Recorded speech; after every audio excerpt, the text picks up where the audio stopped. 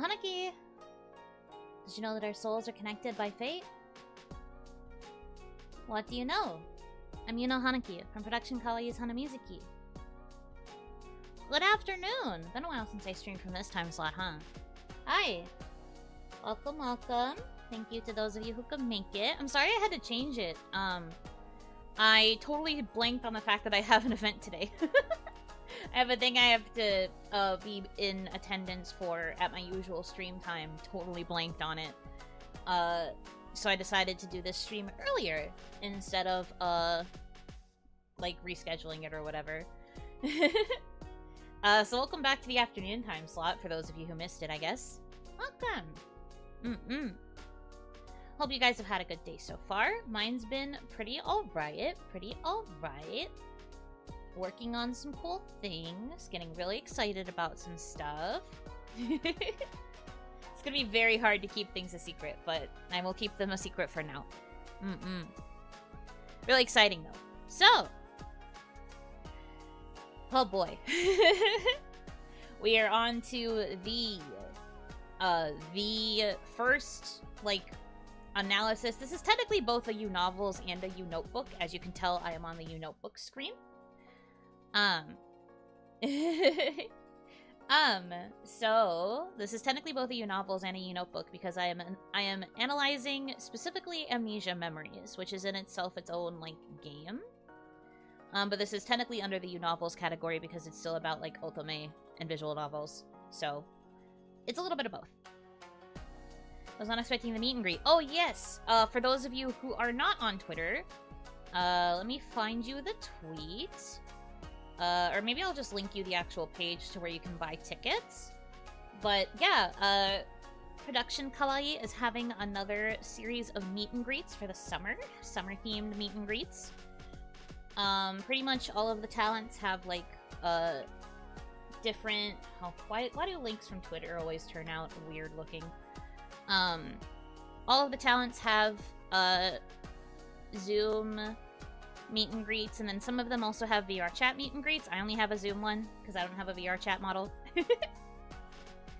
But here is a link to where you can buy the, Zoom meet and greet tickets. Mine is on Sunday, August 11th, from 2 to 3 p.m. PST. So in Onigashima time, that is 5 to 6 p.m. Eastern time. So you can buy tickets. Each ticket is for 30 seconds of meet and greet time. So you can buy multiple if you want to have a little bit more time than that. 30 seconds is rather short. Yeah. Please consider buying tickets if you're interested. If you would like to have a little meet and greet with a certain Oni. Yeah. Should be a fun time. 30 seconds is an Ohanaki and a Yunotsu. If you're lucky. You're right, though. There is a chance that if I do my entire intro, I could take up the entirety of the 30 seconds, and it would just be you getting a personalized Ohanaki, I guess. But, you know, you don't have to. I know some people might be shy, but it would make me happy, at the very least. Do consider. The ones we did last time were pretty fun.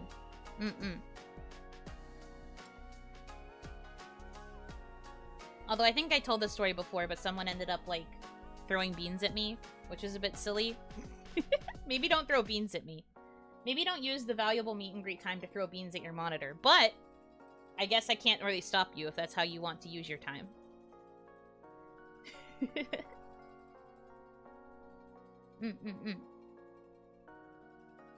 Hanaki! Welcome in, welcome in.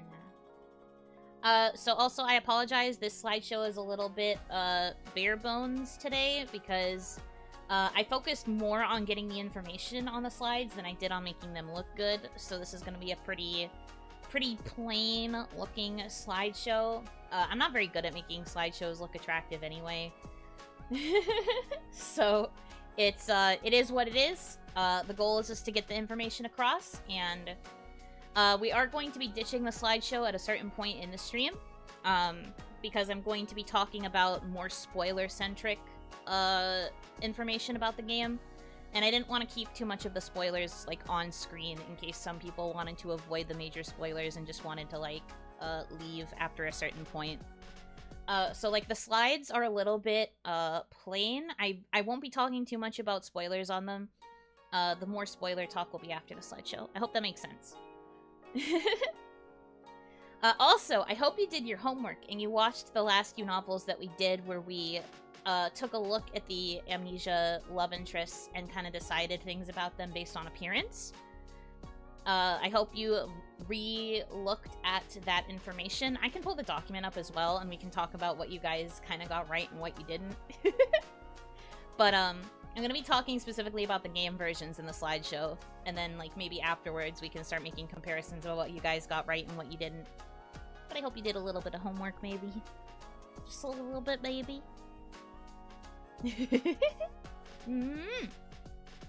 Okay, so let's go ahead and get started then, shall we? So, Amnesia Memories, or Why the Cage is Fine, actually. We're not there yet. I decided to talk about Cage Boy close to the end of the character analyses, so we're not going to be jumping right into Why the Cage is Fine, but it's fine. You're going to understand when we get there. You're going to learn today why the cage is fine. I will convince you. By the end of this, you will be convinced. Swear on me life. Hanaki, welcome in. Okay, let's go ahead and get started. Let's go. This is a reminder, major spoilers. I wanted to dedicate a slide to this in case people, like, really wanted to go into Amnesia Memories completely blind. Because part of this... Like, part of the goal of YuNovels in general is to try and get people to understand that there is, like, value in the narratives that otome tell. I know that otome is technically geared towards female audiences, but, like, I think you can appreciate an otome just for having a really good story, even if you're not necessarily the target audience.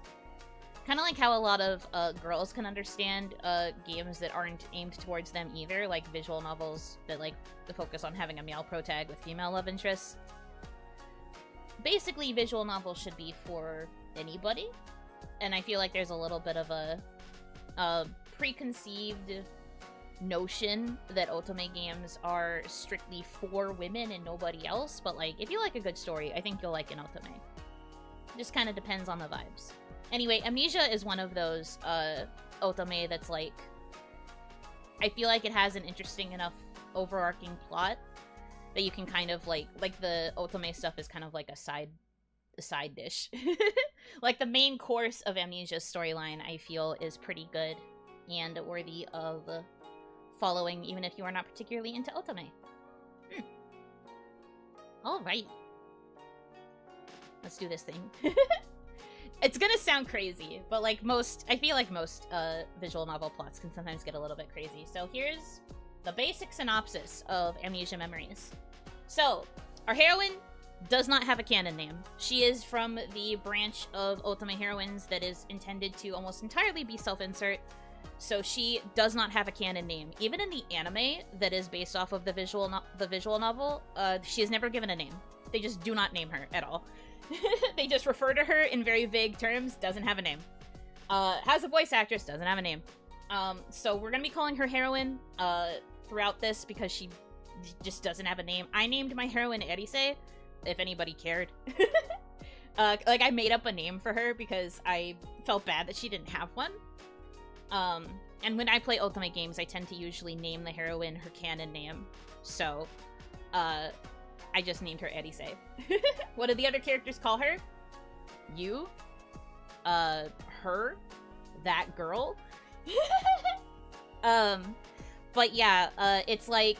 It's hard to explain, but, like, in Japanese, technically you don't have to, like, refer to somebody by their name all the time. Usually if you just say, like, kanojo, or, like, that sort of thing, people can kind of infer who you are talking about. So, at least, like, in the Japanese language, you can kind of get away with not naming your protagonist. But in English, that's a lot harder. So I have to refer to her as heroine.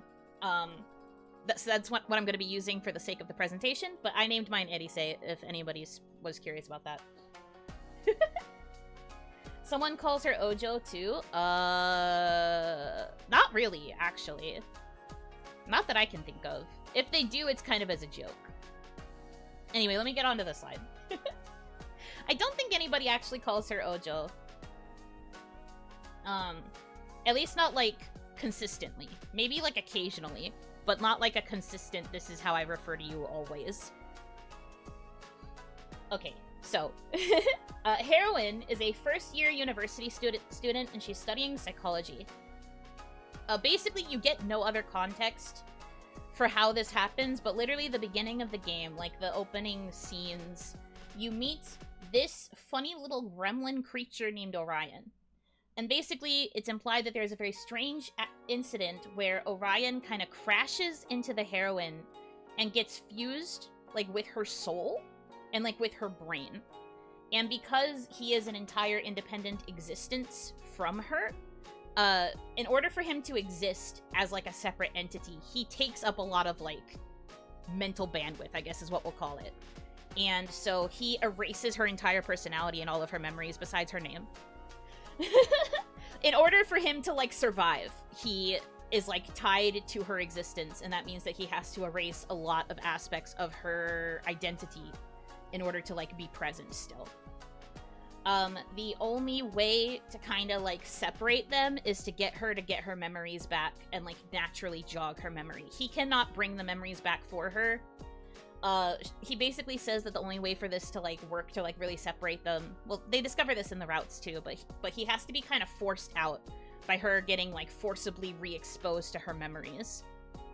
But, like, because of this, he is like, hey, my bad, I'll help you, but we kind of gotta, like, work together in order to do this. So he then offers to take the heroine back to her world, because when her consciousness gets kind of, like, knocked out in this extent, when her consciousness gets knocked out to this extent, she also kind of, like, leaves her home dimension, so to speak. There are 4 doors that you start out with. Each has a different symbol of the 4 suits. You guys caught on to that, actually, when we were doing our analysis stream. You guys actually caught on to the fact that the 4 boys represented the 4 suits. Good job. But each door has a different color and suit assigned to it, and you can basically just pick whichever door strikes your fancy. So this isn't one of those games where you make random choices and then suddenly boom, door. You get to choose which route you go down. In each designated world, the heroine is leading a sometimes completely different life from the other worlds, with a different love interest. And your goal as the heroine is to pretend to be normal, because otherwise, if you get, like, for example, if you, like, straight up admit that you have memory loss, Orion's big fear is that you will be trapped in the hospital, and that you won't have any chance to get your memory stimulated by being near familiar things. And that could cause you to, like, permanently lose your memory. And then you guys would be, like, stuck forever. So he doesn't want you to get caught. And he doesn't want, like, your love interest to get, like, suspicious about you acting differently. So your goal is to kind of try and act normal, and to not be suspicious. While also trying to figure out the pieces of who you are. You choose a route before meeting the guy behind it. Yes. So technically, if you knew nothing about the love interests and their, like, thematic symbols, like, in their designs or outfits or whatever, you would have no idea whose route you're going down. You would just be picking a door. It's basically like a stealth game where you have to not arouse suspicion from the guys. Yes! This game is actually quite unique because it has a suspense meter. You have both an affection meter with your chosen love interest, and you have a suspicion meter. If your suspicion meter gets too high, your love interest will figure out that you've been lying, and then he'll get really mad at you, and that usually results in a bad ending. You also have to keep your affection level at, like, a relative level to where your love interest is as well. Shiki! Hi, Shiki! Welcome, Raiders! Hi! Thank you so much for the raid! For those of you who might not know me, I am Yuno Hanaki. I am from production Kawaii's Hanamizuki. I am a half Oni. I'm a performer. Right now I am rambling about otome games. Thank you for choosing to raid into my, info dumping session. I hope you guys had a good stream. Welcome, welcome. I'm in the middle of explaining the, like, general concept of what, Amnesia Memories is about. So, feel free to hang out with me if you would like. Thank you, thank you. The Rotten Girl Zone, hey! Rude. I do not think this makes me particularly rotten, girl. At least not right now. Oh, Meriden, thank you very much for gifting a membership. Welcome to the Oni Lights. Welcome, welcome, welcome. The Oni Lights guide you back to me. Okay, where was I? Right. So I was talking about the suspense meter. Or, well, the suspicion meter. I call it the suspense meter. I think that's what it's called in the menu as well. But, basically, you have to make sure that they are not too suspicious, and you have to make sure that the affection level stays relatively high as well in order to get the best possible ending. Most of the characters actually have multiple bad endings, and then there's also the good ending, and I think there's a normal ending. Yeah, I think there's a normal ending as well. So, also something to kind of keep in mind with the game. I don't think you have to get all of the bad endings in order to, like, complete the game. So if you don't like bad endings, you don't have to pursue them if you don't want to. I pursued a good number of them, but yeah. I thought the girl on the slideshow was the protagonist. No, that's Orion. That's the little gremlin that's taking up space in your brain. He's the reason you have amnesia. So everyone blame this creature. This little guy. He is voiced by a female seiyuu, though. Because he presents kind of like a little child, so he has, like, the higher-pitched voice, but not a girl. That is not the heroine. Okay, so after explaining the suspense meter and all the stuff about how you have to pretend to be, like, normal while you, surround yourself with all of the people that are supposed to be familiar to you, the more you remember, the more Orion kind of, like, loses presence to you. Like, you start hearing his voice less, and you start seeing him less, because you guys are separating. And it'll eventually reach a point where, like, when you guys completely separate, you probably won't even remember he exists. Are the bad endings all different, or are they just variants of guy dumps you and you never get your memories back? Some are more extreme than that. Sometimes it's not even just guy dumps you. Sometimes it gets really extreme. But we're not there yet. We're not there yet. I will explain to you how crazy it gets once we get to the more spoiler section. But some of them are as simple as character dumps you, and some of them are more intense than that. But we'll get there. So anyway, one of the interesting things about Amnesia, right, is that because the heroine has no memories, and because all of her memories are gone, she also doesn't really have a personality right now. She's kind of just a blank slate. Orion actually serves as the internal narrator that an Ultimate game would normally have, because most Ultimate games are, like, first person from the perspective of the heroine. But since we don't have a personality to really have reactions to things, Orion kind of takes that spot and reacts to the love interest on behalf of the heroine in a lot of ways. Like, he'll do the narration about, like, whoa, he's being so forward, or, like, whoa, don't you think that's a bit intense? Or, like, I'm not sure if we can trust him. Like, he'll be the one who kind of, like, remarks on what's happening in the route to kind of, like, give you an idea of what you should be feeling, which I find to be quite interesting. I think it's also partially because you guys are tied together, like, within the heroine's soul, that he is able to react kind of how she would in these circumstances. At least that's how I choose to interpret that side of it. But basically, Orion is, like, your internal voice. He's basically remarking on everything kind of on your behalf. Okay. So that's kind of the basis. Now we have to get into each character's world and kind of like their base settings. And then we'll be able to move on to, like, the more spoiler-heavy stuff. But we're gonna get into, like, a brief summary of each character now. Actually, before I do that, let me pull up the document from when we had our, what do you think this love interest is like stream? I can find it. I can find it. Here we go. I found it. Spoiler alert, I found it. Okay. So, first up. These are in no particular order. You don't have to play them in any particular order, I don't think, in order to understand the game. Besides the fact that you get a certain route, last. Technically with the first 4, there's no particular, like, route order that you have to play in. I chose based on instinct. I played a certain route first. I've told the story about this before. I'll tell you the story again when we get to that particular character. But there's no, all of this is to say there's no recommended play order. Some Ultimate games do have a recommended play order based on, like, certain narrative elements. This one doesn't. Okay. Oh, right, the heroine. We have to talk about her a little bit.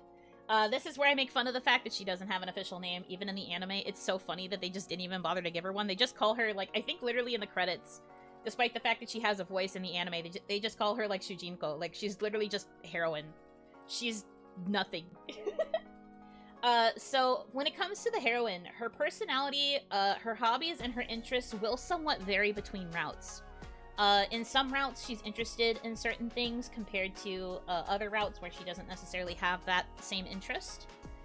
Which I think kind of fits with the fact that she's living a different life in each world. Like, it really makes you feel like each world is like an alternate universe from the other worlds that you were in before. Because her experiences have been shaped differently based on who she's been interacting with. Games like these, I don't particularly attempt 100% the routes, although I might just use the skip mode to get all the CGs. I feel you. I am also more so a CG collector. If a route doesn't have a CG attached to it, I am less likely to play it. I won't lie. I like to experience the full story, though. At least with Amnesia, I did 100% it. I also 100%ed Bustafellows, but this stream's not about Bustafellows. But yeah, that is a great way to use Amnesia, correct. She has, like, a completely different experience based on which world you choose to go into. This is also why in the anime, the implication is that any door that she chooses is correct. While technically the game tells you that there's, like, a true route, you can technically choose any door, and she'll like, take the place of the version of her that is in that world. So technically any door that you choose is correct. There's no right or wrong answer. So you can choose to, like, ignore the technically quote-unquote canon route if you want to. But yeah, everything kind of varies slightly between each route. I would say that her core is kind of the same, but there's still, like, pretty key differences depending on which world that you're in.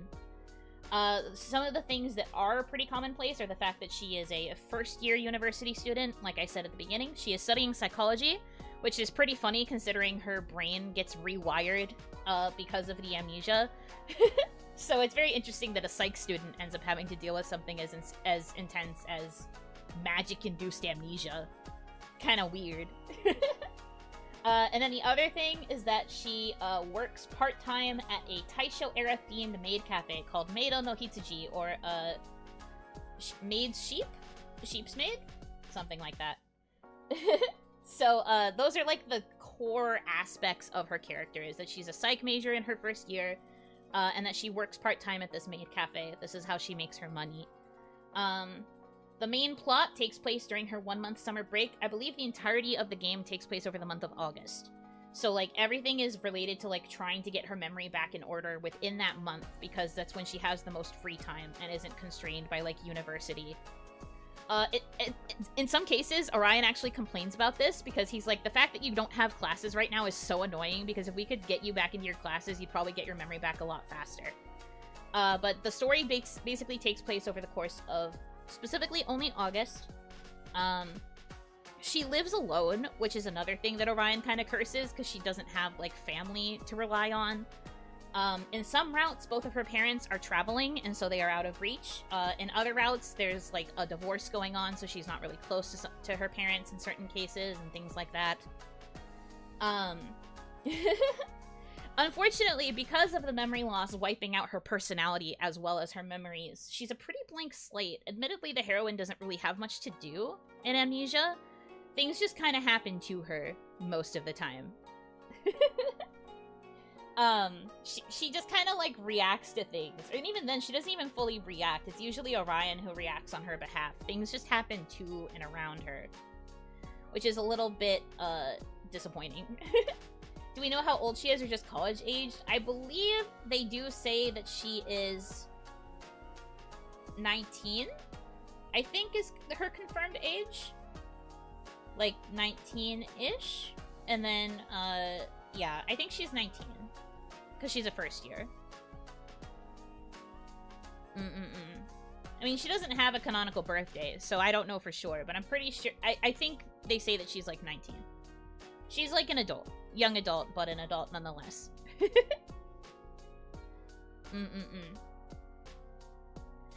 Anyway, my other note here is that her design is super cute, and she is my clumsy daughter. She, in, like, several of the routes, it is remarked that she tends to be a little bit on the clumsy side. So I think that's, like, a key part of her character. She is considered to be very sweet, very kind, very clumsy. She is very well liked at the cafe. A lot of people really like her when she's dressed up in, like, the Taisho maid style, and the fact that she's kind of, like, shy and reserved compared to, like, the other maids that work there. She's very popular. And she's very cute. Look at her. Look at that design. I think that's cute. I like the way her green eyes kind of pop out. I think that she's just got, like, really good color balancing going on. For an older otome, she looks pretty good. I think the big, funky rose on her collar is, like, the only thing that's kind of, like, no good for me. Because I'm just like, why is that there? Her collar is already pretty high up. I don't know why she needs the big rose there. But, like, roses are a big thing for her, so that's why they're, like, everywhere in her design. But she is cute. I like her. But yeah, unfortunately, there really isn't much to her, and, like, a lot of things about her are based on which route you're going down. So if we want to try and learn a little bit about her, we gotta learn about some of her love interests. Strong beret usage? True. She's got such a cute beret. I think if it was just the beret and maybe not the big freaking rose, I think I would like it a lot more, but I do still think she's cute. I was expecting some kind of card motif on her, considering the male characters. Yeah, admittedly, I don't really know why they went for, like, the suits aesthetic for the boys. I don't know if there was any particular reason, or maybe the creators just really liked it. They just were like, yeah, 4 suits, 4 love interests, let's do it. I don't really know why they chose that theming, personally. The story doesn't really imply one way or the other if there's a reason for it. Okay. Let's go. So, Heart World. We have the one that you guys named Jack Firestorm. His real name is Shin. This is Shin. He is all leg. Mr. Leg Man, man of the leg. At least he gives the male characters a strong aesthetic, past looking like every guy ever. I mean, I think most Ultimate games do a pretty good job of making all of their guys look unique. You just know the scenario writer had a fixation that year. True. I mean, I would too. So, okay. Heart World. I think a lot of people tend to go for Shin first. You guys said that his name should be Jack Firestorm. That he's like the edgy one. A lot of the things that you guys said were that he was like kind of edgy, aloof, quiet. The type to kind of push the heroine away. A lot of things you guys said were actually quite true for him, which is very, very funny. That man is 70% leg. This is correct information. That would be a correct analysis. But you're gonna find that that's true for a lot of the characters in this game, because I think that's just how the artist draws. But anyways. So this is Shin. When it comes to Shin's route, you wake up in the hospital, and Shin, who is your boyfriend at this point, is, like, looking after you, because you had a nasty accident while everybody was visiting this cabin. Shin, though, because he's a very, like, smart and analytical guy, he realizes pretty quickly that you have amnesia, and he vows to help you restore your memory. So, like, while you have the suspicion meter, it ends up not really mattering, because he very quickly just immediately figures out that you have amnesia. Like, he can tell that you're acting different from usual, and so he's like, you have amnesia, don't you? And at that point, you're just like, Orion's just kind of like, well, I guess if he figured it out, there's no point in lying. And he's like, I'm not going to report you. I'm going to be the one to help you get your memory back, though. So you actually go through a majority of his route with his suspicion gauge at max, just because he already knows that you have amnesia. And the reason he's able to figure this out is because he is one of your childhood friends. You guys recently started dating, I think like a week or two before the incident that he thinks caused you to lose your memory. It's actually not the same one. But he is your childhood friend, so he knows a lot about the heroine already, and like knows kind of like what she's like, and can tell that she's acting different. For him though, he is constantly kind of trying to like push the heroine into actually allowing them to cross that barrier into being boyfriend and girlfriend. Because like basically he thinks that the heroine is still treating him like a best friend rather than a love interest, and this really frustrates him. He really wants her to like see him as like a man versus like a friend, and that's like a big conflict for him and also for their relationship. Only dated 1 week and he got NTR'd by Amnesia. I mean, it be like that sometimes. Some of these routes, you haven't been dating the characters for very long, and it's kind of crazy. But anyways. So, that's kind of like the crux of his route. His route is based on solving the mystery of what happened at the cabin. He wants to know why you got hurt, because it is implied that somebody... Okay, well, I can't get too into the spoilers of this, because we're going to talk about the actual, like, plot of it later. But basically, there was an incident where you fell off of a cliff, and you hit your head. And so everyone thinks that that's what caused your amnesia, which is a very convenient excuse so that you don't have to explain that you have a spirit creature in your brain. But everyone thinks that that's why you have memory loss. Shin in particular is like, I need to figure out what happened. I need to figure out who did this to you. However, everybody around you thinks that Shin was the one who did it. Because before our heroine lost her memory, she kept insisting that Shin was the one who saved her, which means that Shin was there when she hit her head. So everyone thinks that he did something to her, and he wants to clear his name. That's kind of the point of his route. In terms of personality, he is grumpy and tsundere on the outside. He's kind of like, sarcastic in some ways. He, like, is very, like, blunt towards the heroine a lot. You guys were kind of right that he's the type who would kind of, like, kick at her with his foot. Not, like, to actually hurt her, but just to kind of, like, get her to be quiet when she teases him. He's kind of that, like, serious type of guy.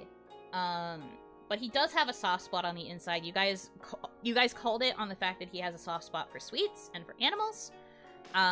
He's a softie deep down. He just doesn't want to admit to that side of himself a lot of the time. He wants to be seen as cool. He wants to be cool so that the heroine sees him like a man.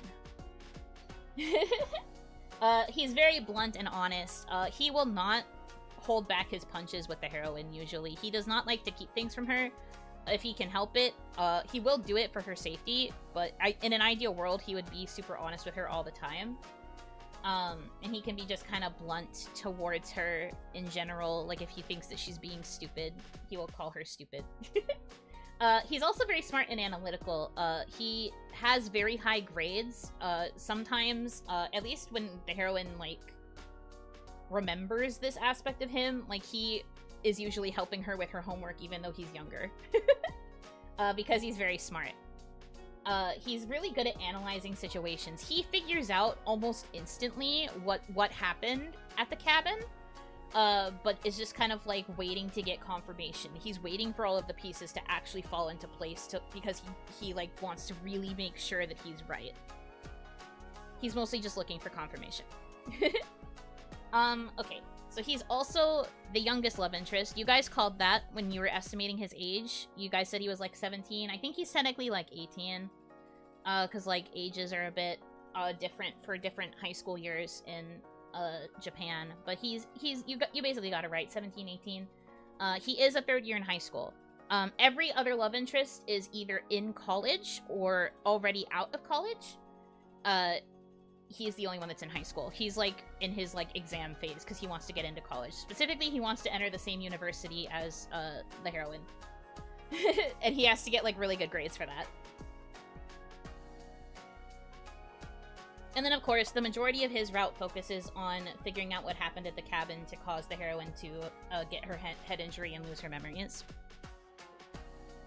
So I think that his route kind of focuses the most on, like, solving a mystery. It felt like his was more plot-heavy compared to some of the other routes. Not like the other routes didn't have a plot, but I feel like his is the most obvious, like, solving a whodunit situation. Like, who was trying to hurt the heroine? It's a good route. I do think it's a fun route to play first, especially if you're looking for a route that just kind of has romance as, like, a side. Because Shin is totally willing to, like, kind of not do too many romantic things with the heroine while she's trying to get her memories back, just so he doesn't, like, make her uncomfortable. He cares a lot about making sure that she feels safe. And despite being a very, like, forward guy, the fact that he still cares about making sure that she's, like, chill with everything going on is very sweet. He's really cute. I like him a lot. Also, I have their voice actors up here in case you guys are curious and, like, care about voice actor stuff. His is Tetsuya Kakihara. I'm trying to think if there's any notable characters that he's played that you guys might know. But, if you can look it up. you can look up the seiyuu. But, like, for a lot of people who play Otome games, the seiyuu cast is often something that will cause people to, like, decide to play a game. So, if you are like me and you care about seiyuu, there's the seiyuu. I don't even know one voice actor. That is okay. That is what the internet is for. Okay. Does Protag still hide the fact she's got a weird ghost in her head since he already knows about the amnesia? Yes. Because Shin is a very logical guy, she kind of assumes that, he wouldn't believe her if she mentioned that she had a funky, weird ghost spirit in her head. So, Orion does make her continue to hide that aspect of things that are going on. And then, other than that, though, he, like, knows that she has memory loss, and they just kind of take the fact that he assumes it's from the injury as, like, okay, we can deal with that. We can work with this. Because they think that if she admits to having a spirit in her head, then he will admit her to the loony bin. Aren't things set up so that he'll always be the romantic antagonist in the other routes then? No. We'll get there. I will explain more detail about each character's, like, route, in the spoiler section. Or, like, the more obvious spoiler section. This is just kind of, like, loose run-through type section. So, that's something I can answer more directly when we get to the spoilers. Okay. Next boy. Spade World. Ikki. The one that you guys named Maximilian. I have less about him because his route is actually, like, very detailed.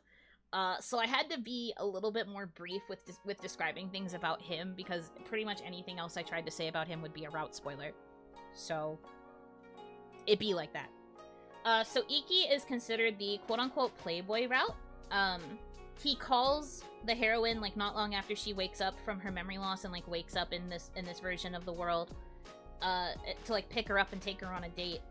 But when she goes to, like, see him outside, he's, like, surrounded by a bunch of other girls. And Orion's like, he seems like he might be cheating on you. He seems kinda sus. I don't know if we should trust him right away. So Orion's like, I don't know if we should trust this guy. And, like, the other, like, key thing about him, you guys didn't, like, pick up on this at all, but you did kind of get that he's, like, the playboy type-ish? But this is something you guys didn't pick up on, really, is that, he has a special ability where if a girl looks directly into his eyes, he can hypnotize them, and they fall in love with him to the point of acting kind of crazy. This works on everyone except the heroine, and that's why he is initially attracted to the heroine, because he doesn't understand why his eyes don't work on her. It is proven in the route that it works even on girls who are not romantically interested in him initially, like, the heroine's best friend, who we will discuss later, Sawa, has no interest in wanting to be near him at all because she thinks that he's a playboy and that he's not the type to really commit to girls and all of that stuff. But the minute that he makes direct eye contact with her, all of that goes away. And she's just like, blah, blah, blah, blah, blah, blah. And she wants to end up being with him too. Until he's no longer looking directly at her. And then when he's gone, she's like, whoa, that's weird. I can't believe that weird feeling came over me. He wears shades to, like, protect his eyes a lot of the time so that he doesn't, randomly attract women to him. Except for when he's working, because his boss makes him not wear glasses because he likes the fact that he draws in so many customers. Amnesia MC has no right being so pretty. She's gorgeous. She really is so pretty. You're right for this. She is my daughter.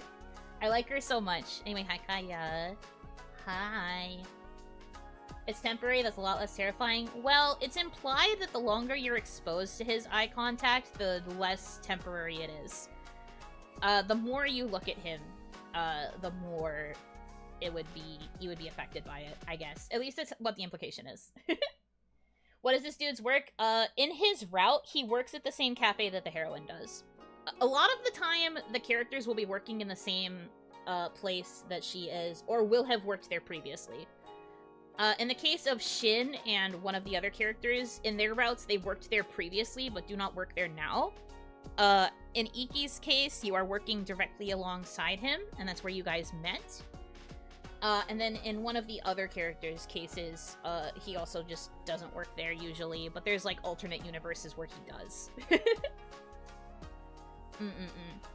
Actually, in Ikki's route, Shin is working at the cafe as well, but Shin usually works the kitchen while Ikki and the heroine are the waiter and waitress in front taking orders from customers.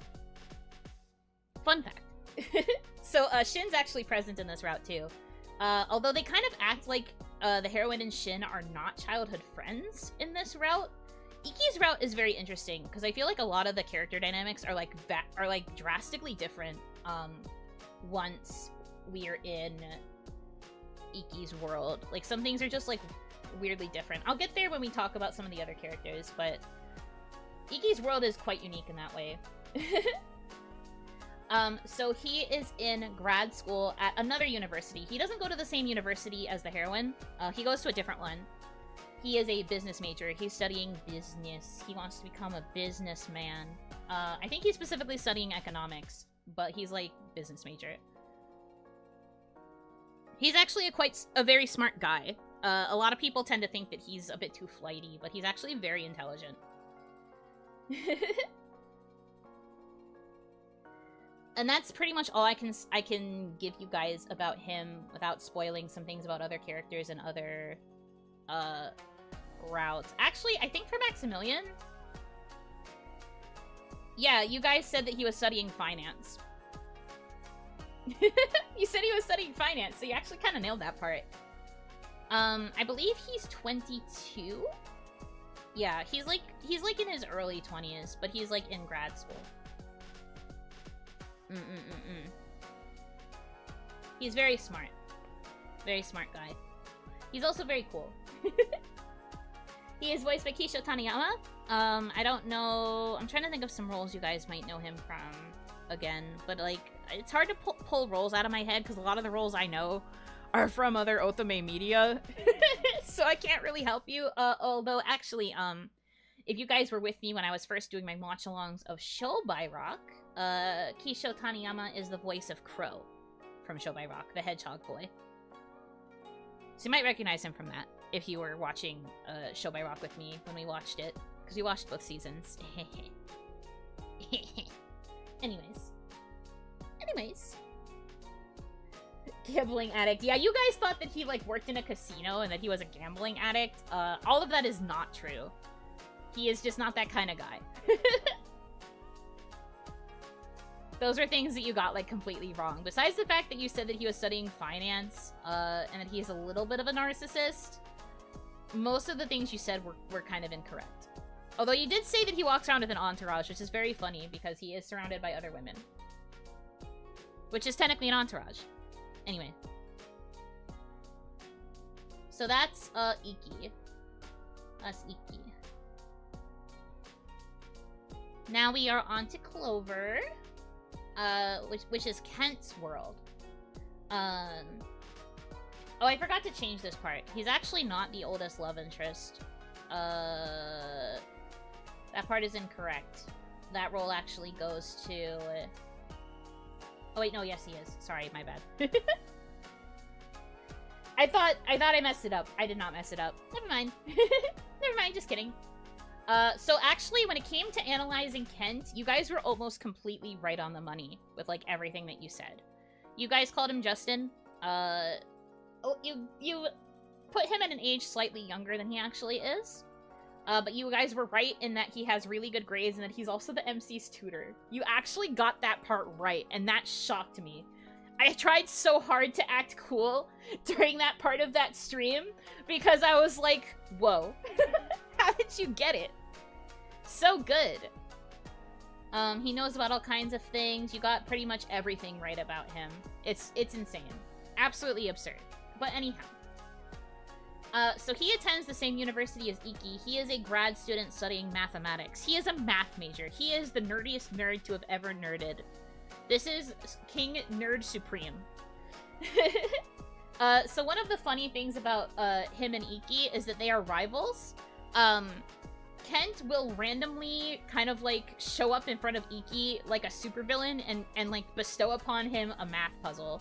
Because Ikki is the only guy that he has met that can actually, like, solve Kent's, like, difficult math equations. Sometimes it takes Ikki a long time to solve them, but he does eventually solve them. And he pretends to complain about it, but he actually really likes the intellectual stimulation.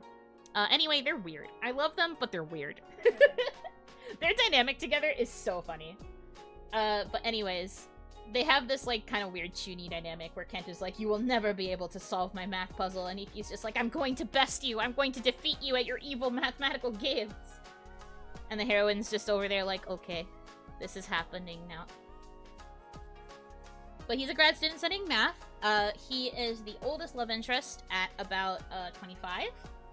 And he is the heroine's tutor. In this route, that is because she sucks at math and needs to get better at math so that she doesn't fail. Because she is a psych major. So she kind of has to do really well in things like math and science in order to, like, get through her major. They started dating only recently. Like, I think his route is the one where it's, like, very recently after they started dating. I think they say it's only, like, 3 or 4 days after they started dating, or maybe only 1 week. I don't remember, but it's very, very soon after the two of them decided to become a couple. And they're, like, very hands-off. Like, it almost doesn't feel like they're actually dating, and that's something that Orion says during the route. Because Kent kind of, like, keeps his distance from her, and she doesn't really understand why. They apparently had a big fight right before she experienced the memory loss, because she acts like nothing's wrong when he comes to, like, visit her at the cafe, and he's like, that's weird. We had a fight. Why are you being nice to me? We had a really bad fight. Something's weird here, and it just causes Orion to be like, oh no! What do you mean you had a big fight? He doesn't particularly like Kent either. Orion, I mean. He's kind of, like, sus around him, because it's like, if you had a big fight with him, that must mean that you don't really like each other that much. But, like, part of this route is figuring out what you guys fought about, and, like, whether or not Kent actually wants to be serious about your relationship or not. So that's kind of where this route mostly takes place. He is the logical and rational type, but he can also be a little bit of a smartass sometimes.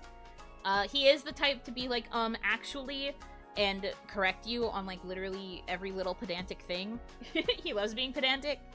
He's also the stereotype of a character who's, like, so focused on logic and reason that he's not really used to feeling emotions. Shin is also quite logical. These two usually get along. In the routes where Kent works at the cafe, he also works in the kitchen with Shin. But while Shin is actually more prone to emotional outbursts, particularly things like anger or annoyance, Kent is way calmer. Kent will very rarely say anything besides, like, a snarky comment. He's a bit more quiet in comparison. But he's like that character who's, like, not used to feeling emotions, especially not towards, like, girls. So, but he still wants to do right by her. He cares very much about the heroine and, like, respects her in a lot of ways. So he wants to do right by her and, like, does actually want to try in this relationship. He just doesn't know how to go about it because he's very awkward. And I also included the fact that his family is rich because he's, like, the only one that's, like, clearly stated to have a lot of money. Every other character, they're kind of like, Like, they're, like, kind of affluent, but not really. But it's, like, openly stated that Kent's family is, like, rich. They are the type of family that doesn't even cook for themselves. They just order, takeout from restaurants. They just, like, get restaurant catering at their house. Because they're all more focused on work. One of the other things about Kent's personality is that he's more work-oriented than a lot of the other love interests. He just kinda wants to focus on his, like, research and his, like, studying, and would rather just have somebody else cook for him than do any cooking himself. Which just makes it very funny, also, that he works in the kitchen when he works at the cafe. But it is what it is. There's no math equation for feelings. So true. Although I think there is actually a point in the route where he tries to make an equation to explain his feelings for her. I feel like I remember something like that happening. I wouldn't be surprised. He's a nerd. To be fair, it seems like the other love interests are too young to have a career yet. I mean, yeah, that's why a lot of them have been, like, working at the cafe instead of, like, having a full-on career. Kent technically also doesn't have a career. He's a grad student, so he's doing his, like, grad student and, like, thesis studies. Most of his work is related to his thesis. Has the ability to cook, chooses not to. You're right. And he explains that the reason he's good at cooking is because it's, like, a mathematical formula still. Like, he just sees cooking as, like, a formula, and that's why he's good at it. Anyway, big nerd. However, he is one of my favorites for a reason. I love him. I kind of like the nerd stereotype. They're kind of cute. They're kind of cute. I like them a lot. But okay. So then, the part you've all been waiting for, probably.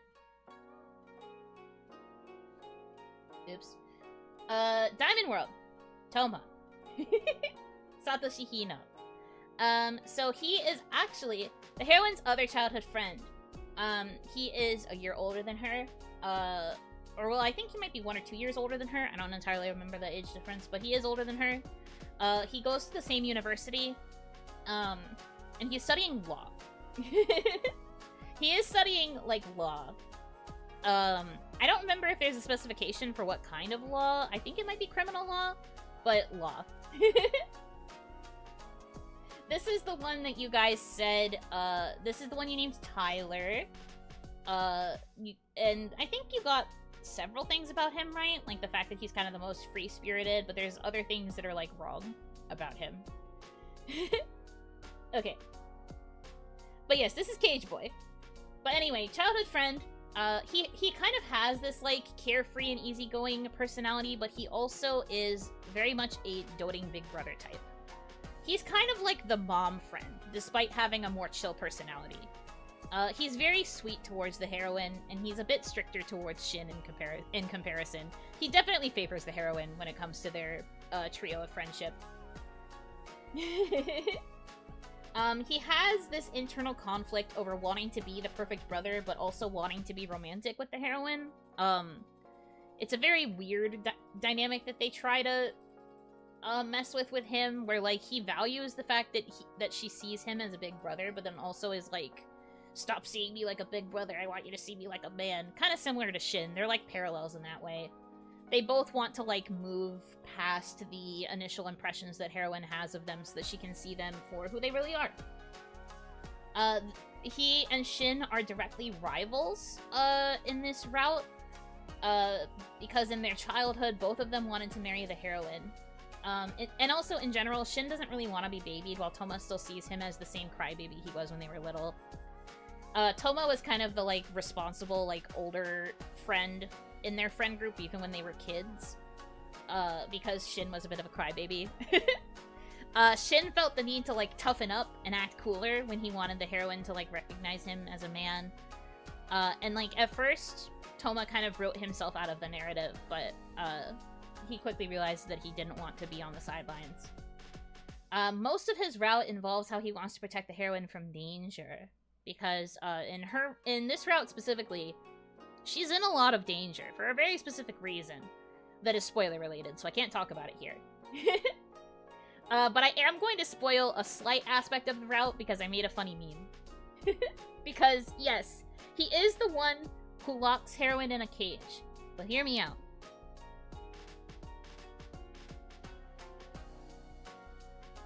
Being in the cage is fine, actually. Because he does this to protect her from physical harm.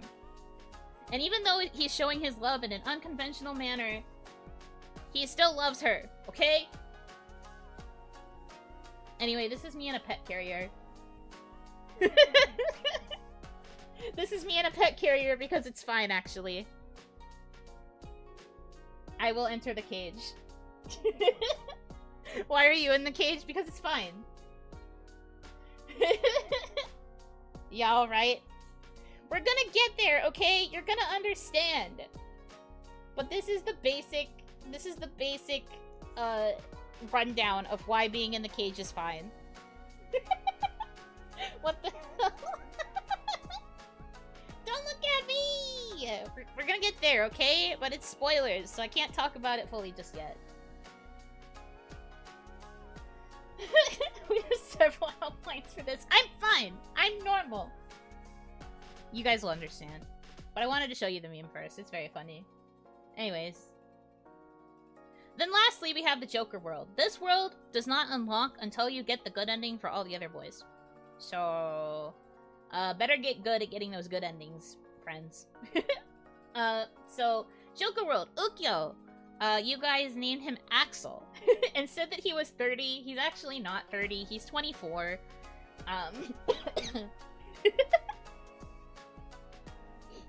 She has food and water in the cage. She has food and water. She is listening to her favorite music. Do not be alarmed. That's exactly what it's like, yes. You gotta want the silly. Okay, so, like I said, his route unlocks after you get the good endings for the other 4 boys. It's implied that his is the true route. I really can't go into too much detail about this. It's a super chat, so that means it deserves a super jingle. Lock me up, Big Bro, is a new meaning. No, stop! I promise it's gonna make sense. We're gonna get there and it's gonna make sense and you guys are not gonna make fun of me anymore. You're gonna be like, I'm so sorry, Yuno, I understand the truth. And then you guys are gonna want to get in the cage. Anyway. So he's implied to be the true route. He's a freelance photographer. He apparently makes enough for a decent living, yet lives like a hobo. You guys actually kind of called that he seems like the type who's living like a hobo. He's just kind of a bum. He has a nice house, but most of the time he's not even in the house. He's just like wandering around the city, and is usually like sleeping in the grass in the park. So he's just kind of a weird guy like that. He's just a bit quirky. Do I even want to read what this donation says? I guess I gotta. Toma, thank you for the $20 that says new cage funds. Toma? Why? This dude is the real route? Yes. This is something, again, this is like something that I can't really explain until we get to the spoiler section. Why is Toma giving me money for a new cage? Brother, you're the one who buys the cage in the first place. Anyway. I give her $20 though. Like you. Back to it, I guess. So he is, like I said, freelance photographer. He usually tries to avoid the heroine at all costs. But he also can't help but worry about her and try to protect her. A lot of his route is, like, you trying to, like, force yourself into his space. And, like, force yourself to be close to him. And the whole time, Ukyo's like, oh, jeez, oh, man, oh, no, stay away from me. No, don't do it. But, like, you just kind of keep getting into his space anyway. You just kind of have to, like, force yourself to be near him a lot. And the whole time, Orion is like, why? Why are you getting near this guy? He's obviously the most suspicious out of everybody that you've spoken to. Orion constantly questions your decisions when you act like that. He has a hidden side that comes out in stressful situations. And I can't really elaborate further because that is the most spoilery of spoilers. But, yeah. So, there's that too. There's that too. We will get there. I'll explain, like, the true, like, plots of Amnesia once we get through this section and we get to the part where I can be spoiler heavy. More so than I am now. But that's all the love interests. There are only 5 love interests in this game. pretty small cast. I feel like Amnesia, at least compared to a lot of the other otome that I've played so far, I guess maybe Bustafellas is the only other time I've seen this, but like Amnesia also has a lot of the boys interacting with each other near constantly. So you get to see a lot of interesting dynamics between like all the different guys and like how they react to each other, whether they are dating the heroine actively or not. They have a very fun like bond between everybody. There's also silly. And like in a lot of the sequel and spin-off games, the cast is like really close together. Not even just the main boys, but some of the side characters, who we are going to go over now. So our first supporting character is Sawa. She is the best friend character, specifically the heroine's best friend. She is tomboyish and energetic. She's also extremely supportive of the heroine. She is basically ride or die for the heroine and the heroine exclusively.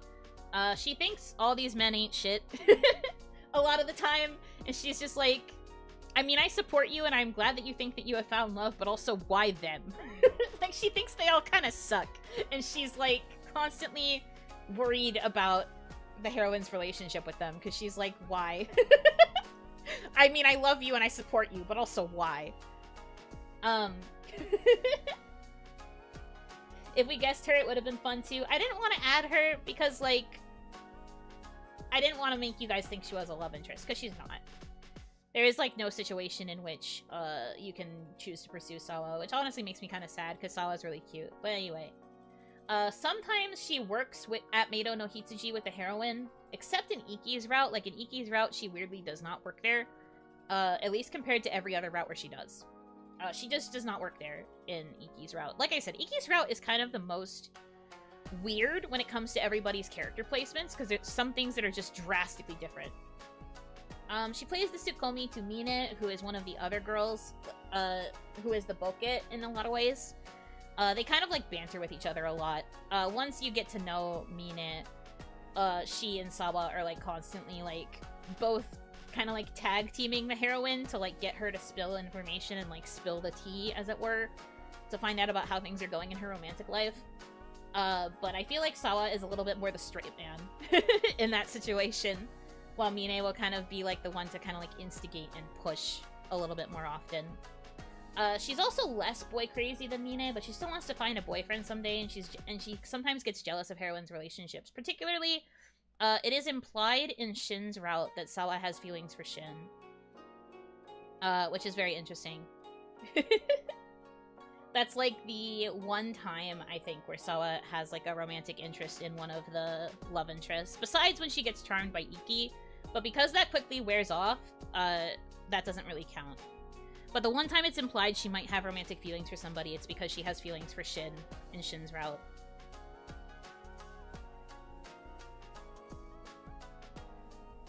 Whew. Sorry, I'm taking a water break because I'm trying to avoid the laryngitis. Please pray for me. If she's looking for a boy, I'm right here. Hey, I'm first in line. No cutting. But no, Sawa's really sweet. She has some pretty funny interactions with a lot of the guys, especially when in the situations where she does work at the cafe. Or, like, even if she doesn't directly interact with the guy, she will pull the heroine to the side after she interacts with the guy, and then be like, don't you think he's weird? Don't you think that this is a bit worrying? Are you okay? Like, she's very much, like, concerned for the heroine's safety. She's kind of like... I kind of want to call her the heroine's guard dog in a lot of ways, because she will make sure that the heroine is not being wronged by these men. Because again, these men ain't shit in her eyes, so she really is trying to make sure that she's okay. I think the only one that she ever, like, kind of trusts outright is Toma, but even then she starts getting a little bit, worried about her and him at a certain point in that route, too. But we're not there yet. But that's Sawa. She's quite cute. I like her design a lot. I actually never saw her legs in full view until I got this sprite for this slideshow, and I will admit seeing her legs surprised me. I didn't expect them to look like that. Because I usually only see her from, like, here up in the game. So I didn't know that this is what her legs look like, but still has a cute design. I like her. built like a scarecrow. Stop. I thought they looked like elf boots. Like these look like the boots an elf would wear, like an elven ranger or something. But anyway, she's still cute though. Okay. And then we have Mine. I love Mine's design. Maybe it's because I like the butterflies. Maybe it's because I like the pink. I don't know. I like her. She's cute. She's cute. Mine, good. Okay. So Mine is very cute. She is very playfully bratty and devilish. She pretty much always works at the same cafe as the heroine, and is the same age as Shin, so she refers to the heroine as senpai. In some ways, she says senpai kind of mockingly, because it's clear that she doesn't really see the heroine as her superior. But she does refer to her as senpai. She often teases and antagonizes the heroine in an attempt to kind of goad her into reacting. It does not work because heroine is, like, really sweet to her and, like, genuinely likes her. The heroine's kind of oblivious to the fact that, in some ways, Mine kind of resents her for being so popular. Because Mine is also popular. She's, like, the second most popular at the cafe in terms of, like, the girls, but the heroine's #1. And Mine kind of hates that. So, the other thing about Mine is that she is extremely boy crazy, and she is usually crushing on older men that she deems successful. We have to remember that she's, like, the same age as Shin. I think she might actually be slightly younger than Shin. I don't remember. But she's, like, she's basically just a brat. When it comes to crushing on older men she deems successful, she tries to sabotage the heroine's relationship with Ikki, and it is implied that she has a crush on the manager that runs the cafe. Like, that she has a crush on the cafe owner, who is implied to be, like, the oldest member of the cast. While his age is never confirmed, he's old. But she just really likes older men, and, like, men who she thinks are, like, rich or, like, otherwise very successful. But she will sometimes help the heroine if it suits her own goals. There are situations in, like, I think Shin's route and also Ikki's route, technically, where, Mine will actually help her if she feels like it's beneficial to her. But, like, Mine will try to be, like, mean because she thinks that she kind of, like, deserves it. Like, she feels like she's kind of an entitled character in that way, where she thinks that she just deserves to get what she wants, and, she's not really afraid to, like, crush other people to get it, including the heroine. But she's right. Guys, please. I mean, I get it. If you look at this face, you cannot help but be like, alright, that's fair. She does kind of deserve everything that she wants. This design's just so cute. I really like her. She's kind of, like, tiny. She's around the heroine's height, I think. They are the two tiny ones, surrounded by a bunch of tall characters. So that's Mine. And then there's one more, female character. Rika.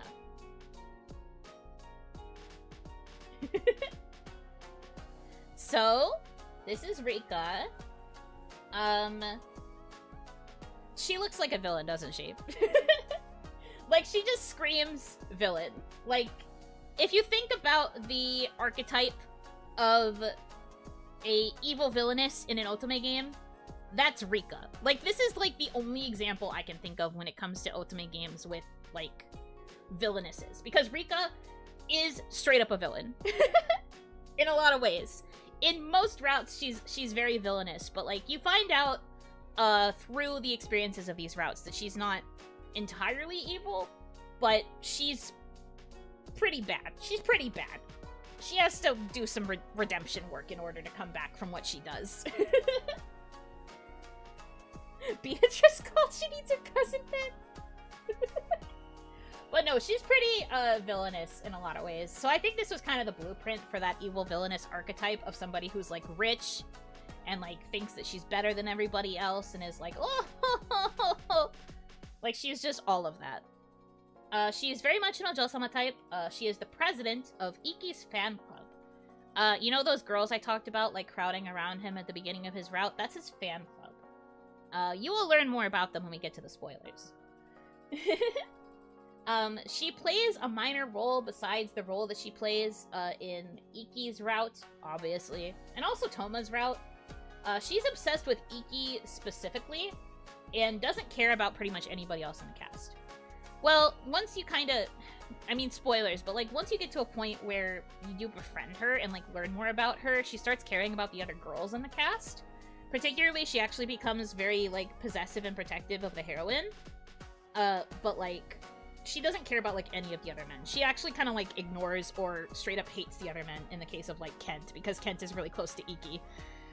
She refers to Ikki as Ikki-sama, and is, like, very much obsessed with him. Heroine does eventually, like, befriend her, but it's debatable if she deserves it because of the things that... The things that this lady does.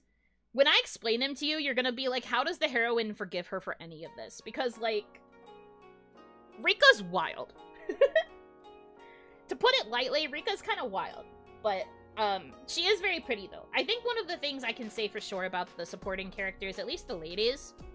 Gorgeous. Gorgeous girls. They follow, like, all the different, like, I don't want to call them archetypes, but, like, they have the, like, different tropes of girls down pretty well. All the girls are very pretty. Heroine goes to the Goku school of making friends. Real. But okay. So that's kind of Rika. That's, like, the most I can explain about her, besides, like, guys, she's crazy, I swear. We'll get there when I get to the spoiler section. Like I said, spoiler section will be after I finish explaining the characters. And I'll be taking the slideshow off screen. And I'll probably just put big text on my screen that just says, spoiler talk, don't listen if you want to play the game. Or I guess you can listen if you want to play the game. And see if this makes you want to play it even more. I don't know. I'm not the boss of you. And then we have Waka. Waka is the owner of Meido no Hitsuji, which is the cafe where most of the main characters work. There's also several instances of like universes where everybody works at Meido no Hitsuji, and he's like everybody's boss. Because we don't really have like a parental figure for the heroine because she lives alone right now.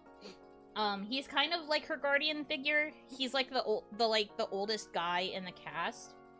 I think they imply that he's, like, maybe anywhere between, like, 30s and 40s. It's never directly stated. Because they purposefully make him a mystery. Waka's a weird guy, but I mean that affectionately.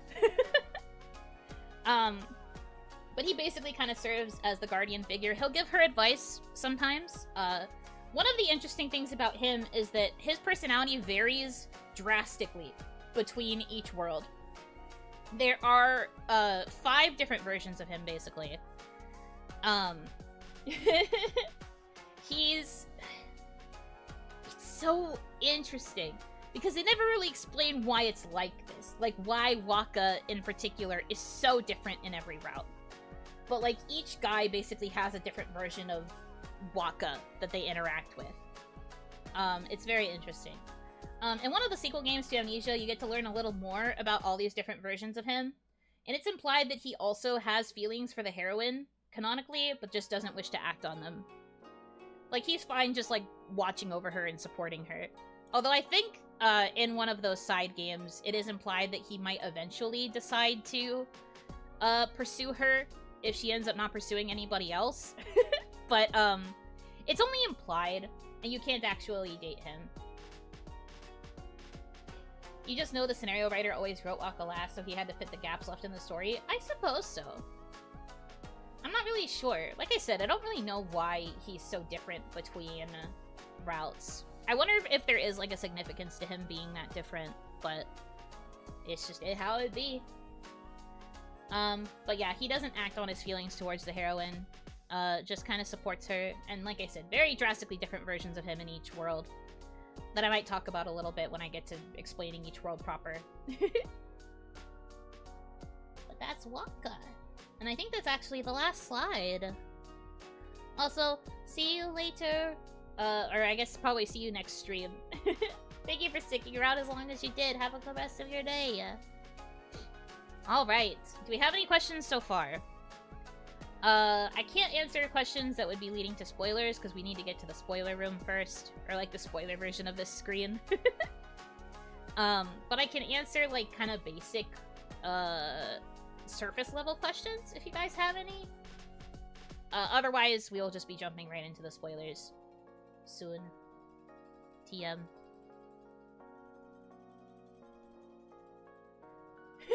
How many people die across the 5 routes? That's spoilers! Not me confirming that characters die, but, that's spoilers. That's spoilers. Did anyone's route surprise you?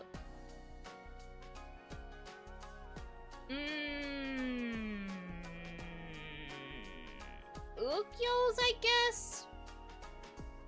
I guess it was because I was surprised how much they made Ukyo, like, the destined partner trope. Avoiding his spoilers as much as I can. Which one was your favorite? It's hard for me to say who my favorite is. I love them all so much that it's very difficult to pick. But I think if I had to choose one, Shin. I think that Shin just has the right personality balance of, like, smart, but also kind of, like, sassy, but also very, like, protective and like, forward. I like it when the love interest is romantically forward. And Shin is very much the romantically forward type. Also childhood friends. I love childhood friend tropes. I like Toma a lot, too, because of that. I like the childhood friends. Since every guy is their own universe, is there one plot that ties them together, or are they unrelated? Largely unrelated, I would say. There are aspects of every world, sort of, in, like, the unified world, like the true route. Like, there are aspects that are, like, similar there, but, like, they're all kind of largely separate. I would say especially Ikki's route. For some reason, Ikki's route is, like, crazy different from everything else. And I'll get there, but it's, like, crazy different. Beep, beep, beep, beep. It's a super chat, so that means it deserves a super jingle. Oh, Facilier, thank you very much for the $10 super chat. Thank you. Love your streams, and the ultimate stuff is a real treat. You won't find other VTubers going on about getting put in a cage, usually parentheses already based. Hey, I'm just speaking the truth. I am just speaking on behalf of the people. I am here to, tell you that being in a cage is fine. If you feel this way too, I am here to validate your feelings. It does stand out that Ikki is the only one who seems to get a magic power and everyone else is just a normal dude. Yeah, Ikki's route is very weird. For, like, a lot of reasons. He wins fan polls a lot, as I understand it. Are you talking about Toma? Yeah. When I explain to you, like, why Toma is the way he is, you guys are gonna, like... I'm hoping that it will get you to understand why I like him. Being in a cage is fine. You're not even taking me out of context. You're correct. You'll understand, okay? You just need to give me a second, and you'll understand. But yeah, that's kind of it for the slideshow. I need, like, a quick second to go refill my water bottle, because I'm chugging water at the speed of light. I'm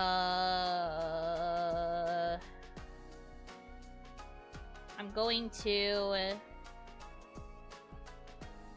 hide this because we don't need it anymore.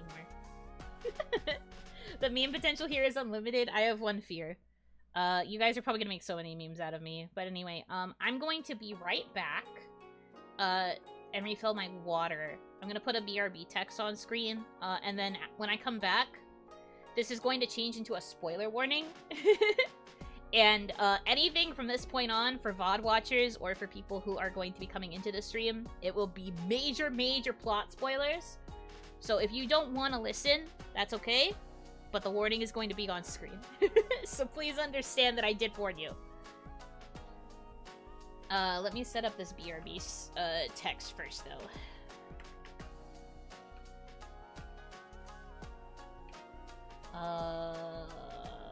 Where is my text? There we go. Muli, my beloved.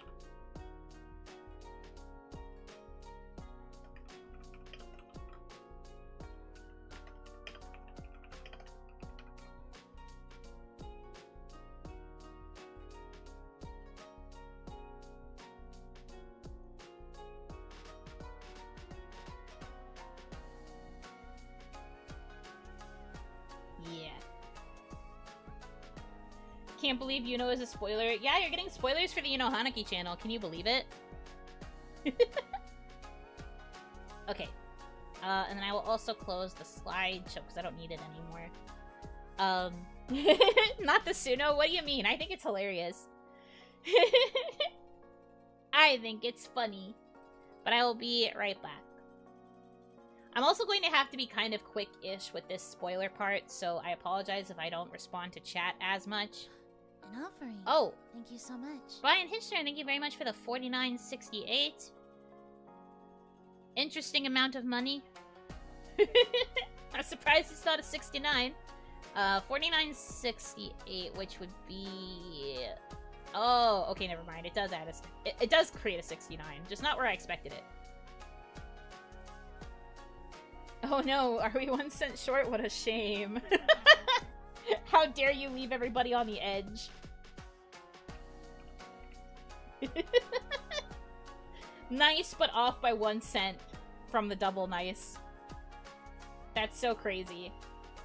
Anyway, I'll be right back for real now. And you really need water. I'm so thirsty. No one say anything. Don't interpret that any other way. I just genuinely need water. Be right back.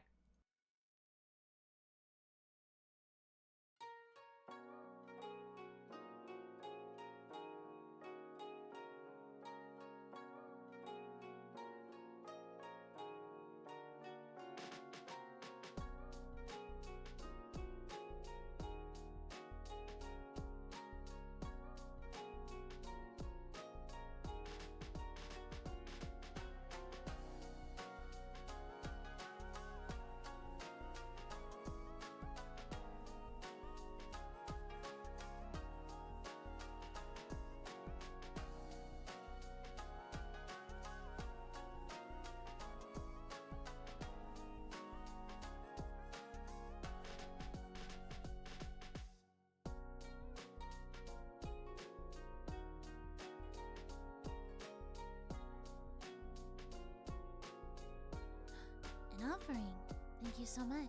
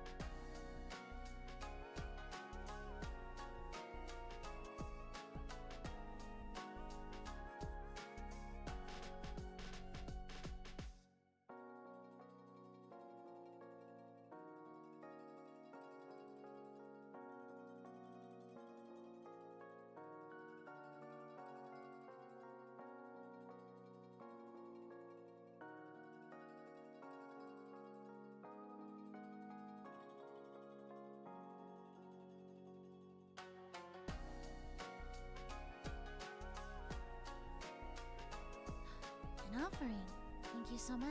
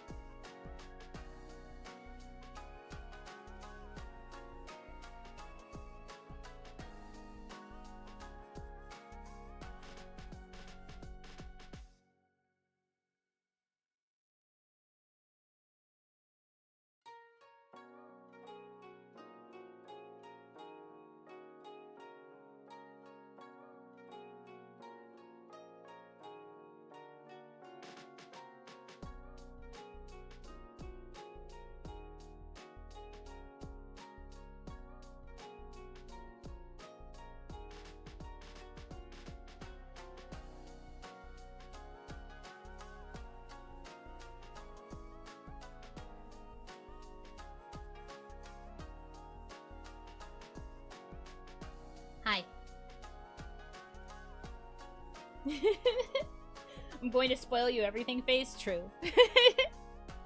I can't even deny. I can't even deny. Also, I had my OBS like directly open on my primary monitor. So I see the secret money and the other donation. Thank you guys. Looks like we met our goal for the 4th time in a row. You know what that means? One more stream. And you will unlock it. You will unlock the free voice pack. I gotta do girl math. One moment, I gotta do girl math in order to fix this. Okay.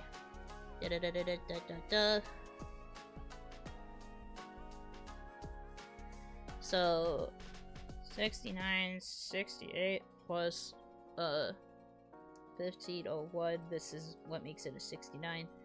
8469 plus 27 is, okay, 111.69.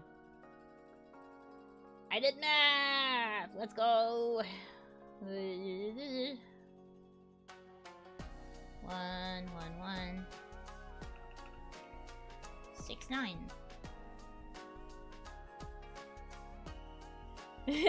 109.69, huh? No, I did the math! I added it! I added it. We do need Kent, though. Ugh, Kent, I'm so sorry. I can't do basic edition. It would be so cool if you could come here and do the basic edition for me. Fushi. Nice. Alright, I forgot to change the text to say that we met it 4 times. 4 times! Let's go!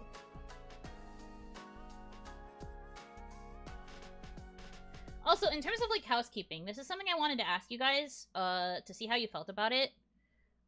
Would you want me to leave the daily goal, the same amount, like, after you accomplish it the first time? Like, say, after you accomplish this, like, first round of it, would you want it to stay, at this amount for every, daily goal? Or do you think I should increase it to make it harder? Do you want to make it more of a challenge? Because I was thinking about making it more of a challenge, but I wasn't sure. Because if I leave it at the same price, then the voice pack is probably still going to be, like, shorter. But I was thinking if I increased the goal the next time I started, like, the new chain, then maybe the next voice pack would be longer.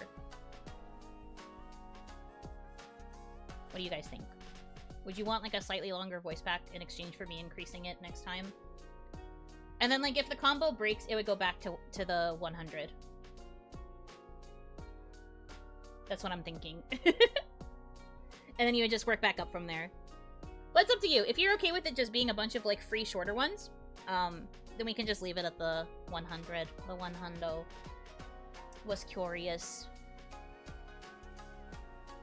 It's your goal, not mine. No! I was just curious what you guys would want.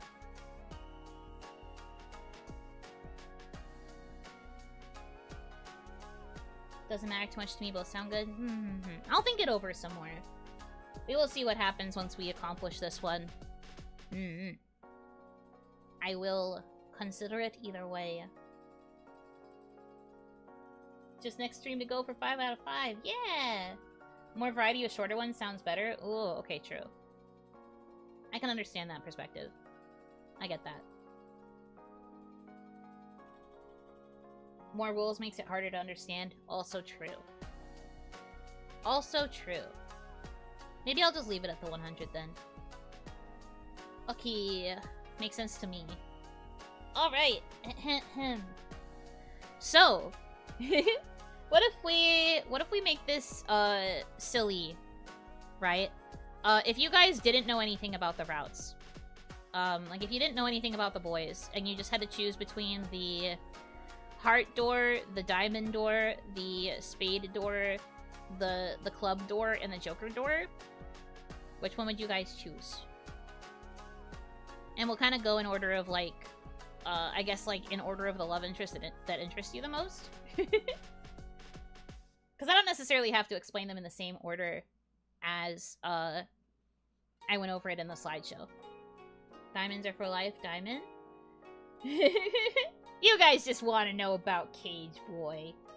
You guys just want to know about Toma.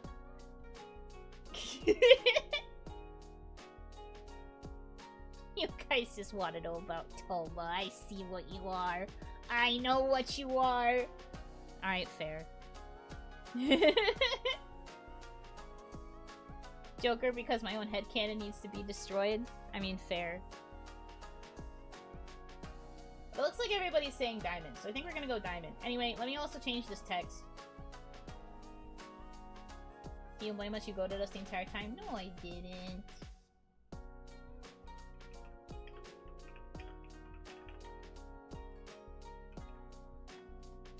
Major plot spoilers.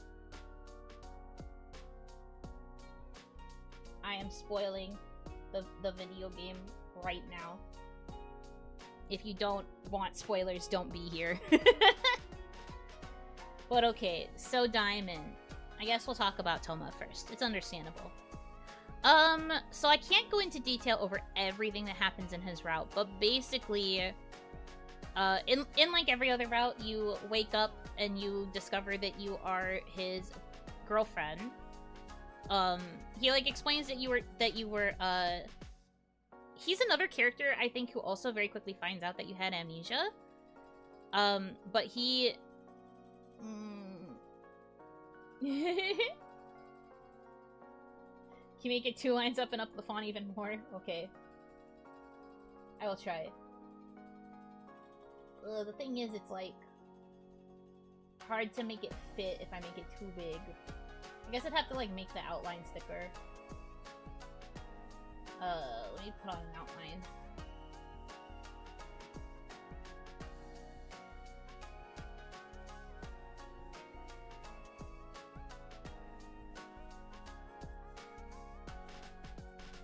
The centering didn't even change anything, not really.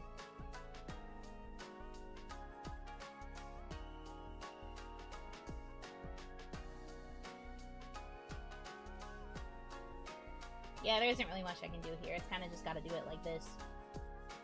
I make it a little bit smaller, and then do like this. Maybe I'll make the line thicker. Right now it's only like a 2. Maybe if I do like a 5.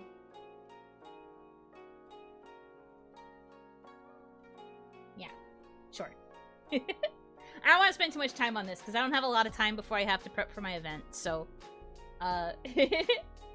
Alright, so Toma. So Toma's whole thing, you wake up and he's like, yeah, I'm your boyfriend. I was taking care of you. And he's like very attentive to like you and your needs, and he like it's like kind of the same as every other route, but like I guess compared to some of the other routes, he's much sweeter to you than a lot of the other love interests tend to be.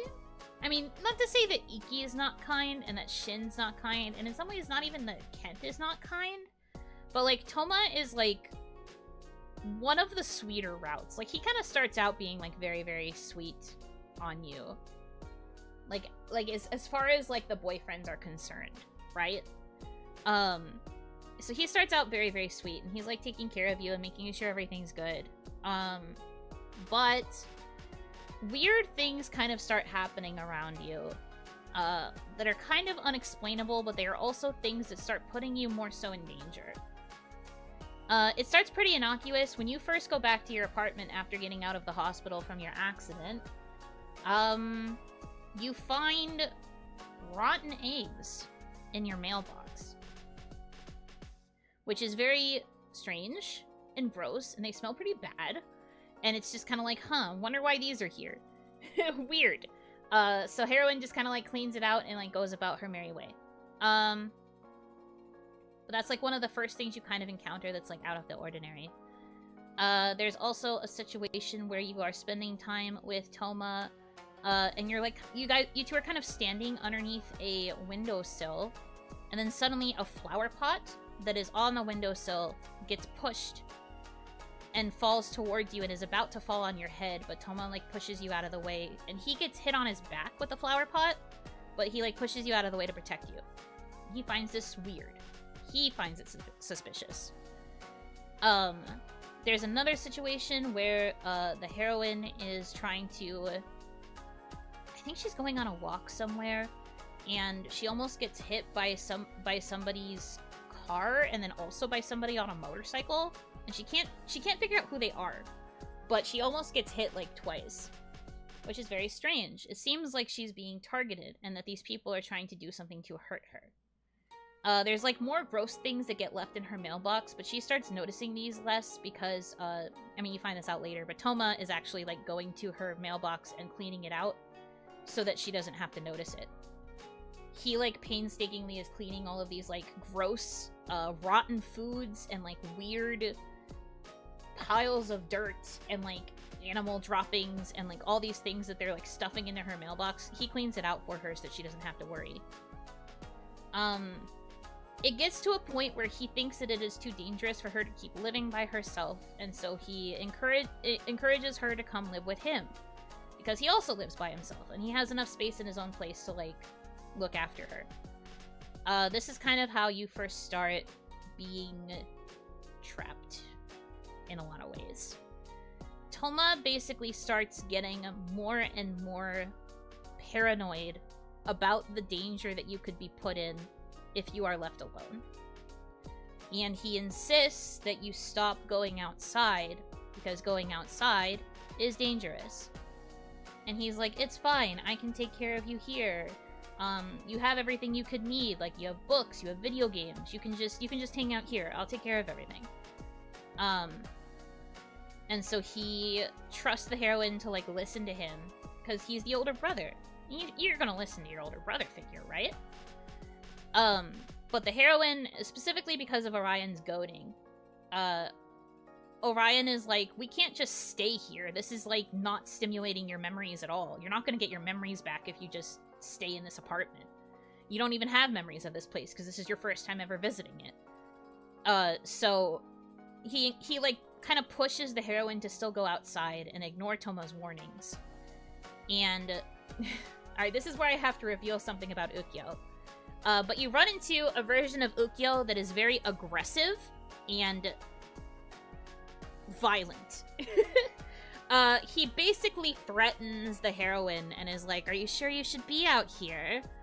You're already facing a lot of danger, and I also happen to be pretty dangerous. I don't think you should get too close. And basically, like, openly threatens her. But he also seems to imply that he knows what is happening to her and, like, why everything is targeting her in this way. And he doesn't give any answers, though. He kind of, like, taunts her with the fact that he knows the answer. Ukyo, I mean. And it really stresses the heroine out. But she, like... She does, I think, get away from Ukyo. I don't think Toma does anything to rescue her, but what ends up happening is that they, like, run into each other when she's on her way back, and Toma realizes that she didn't listen to him, and, like, left the apartment, and this makes him really mad, because all he's trying to do is make sure that she's safe. He's been painstakingly trying to, like, figure out what's going on, trying to figure out, like, why these things keep happening to her specifically, and trying to avoid her, like, getting into any more danger. And basically says, okay, you can't go out unless it's with me. So, like, he doesn't get super angry yet, but he is still mad, and is like, you can't leave unless I go with you. Then there is a point where they are, like, talking about how if she's going to be staying at his place longer, because they still think that she's not out of danger, that she's gonna need, like, living supplies, because she doesn't have any of her stuff with her. It was a very sudden decision to have her start staying with him, so she doesn't really have a lot of, like, toiletries and, like, basic essentials, so they have to go shopping for her to, like, get her stuff. And Toma, like, pays for it all for her. Because he wants to take care of her. So he's like, okay, let's just go to the shopping mall. I'll get you anything you need. Just give me a list of some stores and we'll go.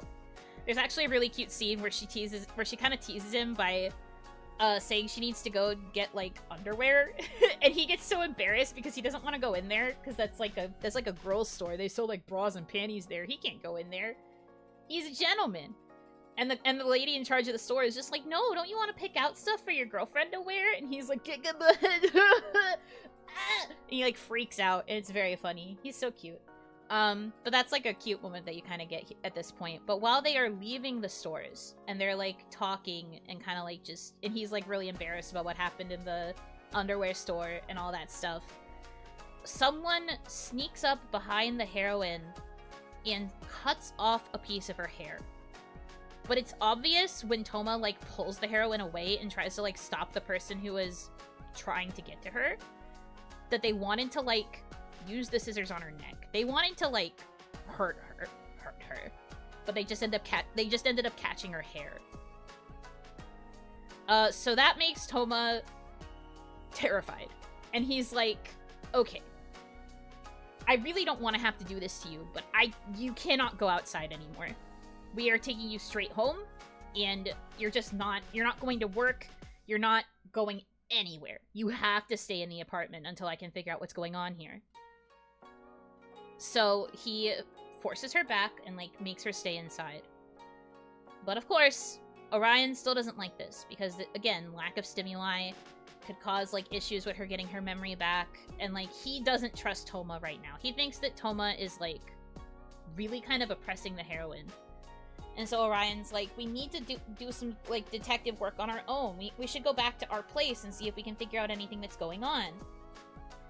And so, eventually, when Toma goes to class, or at least he says that he's going to class, the heroine sneaks out of the apartment at Orion's insistence and goes back to her apartment to, like, kind of snoop around.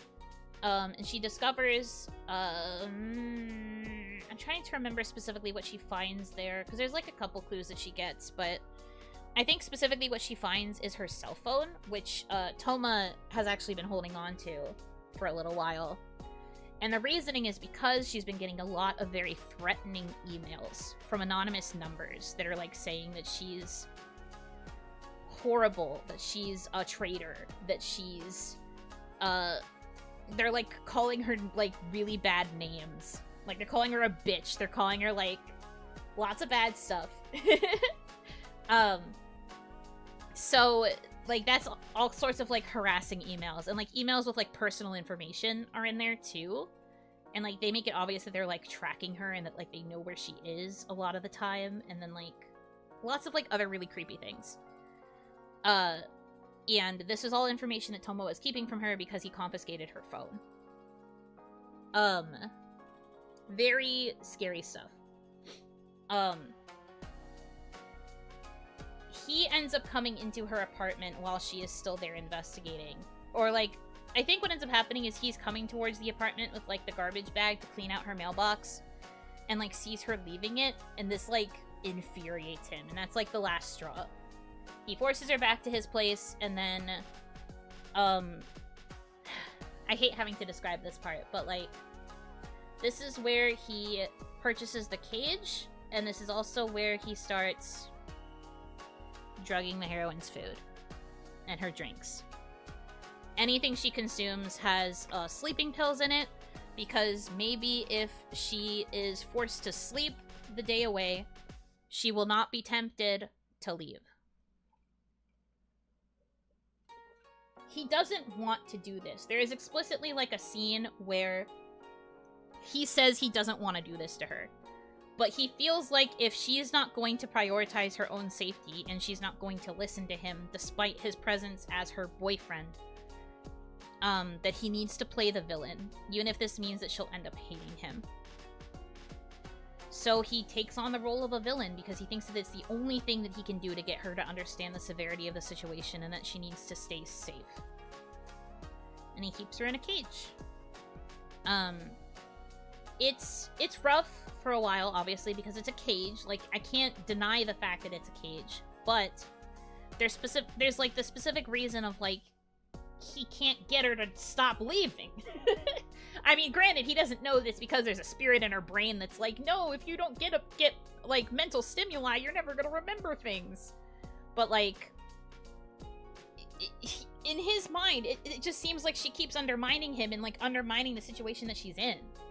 Like, she's getting harassed. She's getting, like, she's in danger of, like, being, like, physically harmed by whoever these people are. And he's trying to solve it for her so that she can be saved. These two do not trust each other at all. Well, see, the thing is, a lot of the heroine's dialogue is that, like, she wants to trust him. Like, she feels like she can. It's kind of Orion who's like, no, dude, he's sus. Why are you trusting him? He's keeping you in a cage. And admittedly, the cage part does kind of, like, hurt her feelings. But in the end, she's still willing to, like, put up with it just because it's Toma and she knows that Toma would never actively hurt her. Yes, he's doing things that are extreme, but she kind of knows intrinsically, despite not having all of her memories back yet, that he is not the type of guy that would hurt her. But there is eventually a point where she discovers a weak point in the cage that he bought that allows her to kind of like move the bars out of the way so that she can like sneak out. And when he's gone, she can like leave the cage temporarily. She doesn't leave the apartment, but she can leave the cage and she can kind of like explore around the apartment and like check things out. And she ends up finding a photo album that he has of like a lot of the like memories and things that he has with her. A lot of the pictures in there are like of them in childhood, and that ends up jogging like a lot of her memory to the point where Orion is almost like completely pushed out of her head. He's like only just barely there. He has to try really hard to get the heroine to like recognize her presence, because again, the more she remembers and the more her original self comes back, the more Orion gets pushed out. And Orion does not want to leave her alone, so he's actually kind of scared the more she starts remembering, because he doesn't want to leave her alone in this scary situation. He cares a lot about her, it's very sweet. But she starts like remembering a lot more, and then but like there reaches a point where Toma comes home before she can get back in the cage and discovers that she found a way out of it. And he gets really mad, and that's the first time he actually like puts his hands on her. He like grabs her wrist to the point where it like is squeezing and it's leaving bruises and it hurts her wrist. But then when she like falls backwards and like hurts herself that way too, he notices the photo album that she was looking at and like realizes that she was like treasuring memories of him, and like specifically, wait, no, it wasn't his photo album, it was hers. It was something that she brought back from her apartment, actually, like that she had left in her bag. And he realizes that she, before her memory loss, was planning to confess to him. Because he's not actually her boyfriend yet. That's the plot twist of this route. They were not actually dating yet. They both had mutual attraction towards each other, but they both didn't realize it was mutual. Toma had been keeping his distance from her because he thought that he was not a good romantic match for her, and was like keeping his distance, and she was getting upset about it because she was like, hey, we're childhood friends, and also I'm attracted to him. Why is he ignoring me? So, in her desperation, she approached Ikki, because Ikki is somebody that she works with at the cafe, and she was like, hey, can you give me advice on how to confess to a guy that I like? And because she was talking to Ikki alone in an alley, it caused his fan club to think that she was trying to date him, and that she was like in a secret relationship with him and was not talking to them about it. And because they don't like that, they want to, this is part of Ikki's route, but they kind of want to control what girls interact with him when and to what extent. They went kind of crazy, and so they started harassing her. Because she was talking to Ikki, and they thought it was because she had a crush on Ikki when she was using Ikki to figure out how to confess to Toma. Meanwhile, Toma felt like he couldn't approach her romantically because of the fact that he has this persona of being the big brother. And he didn't realize that their feelings were mutual towards one another. But he only finds out because the heroine has her journal. And one of the last entries from before she gets her memory loss is her talking about how she's planning to confess to him the next day. But ironically, the next day is August 1st, when she gets her memory loss. So she never actually got around to confessing to him.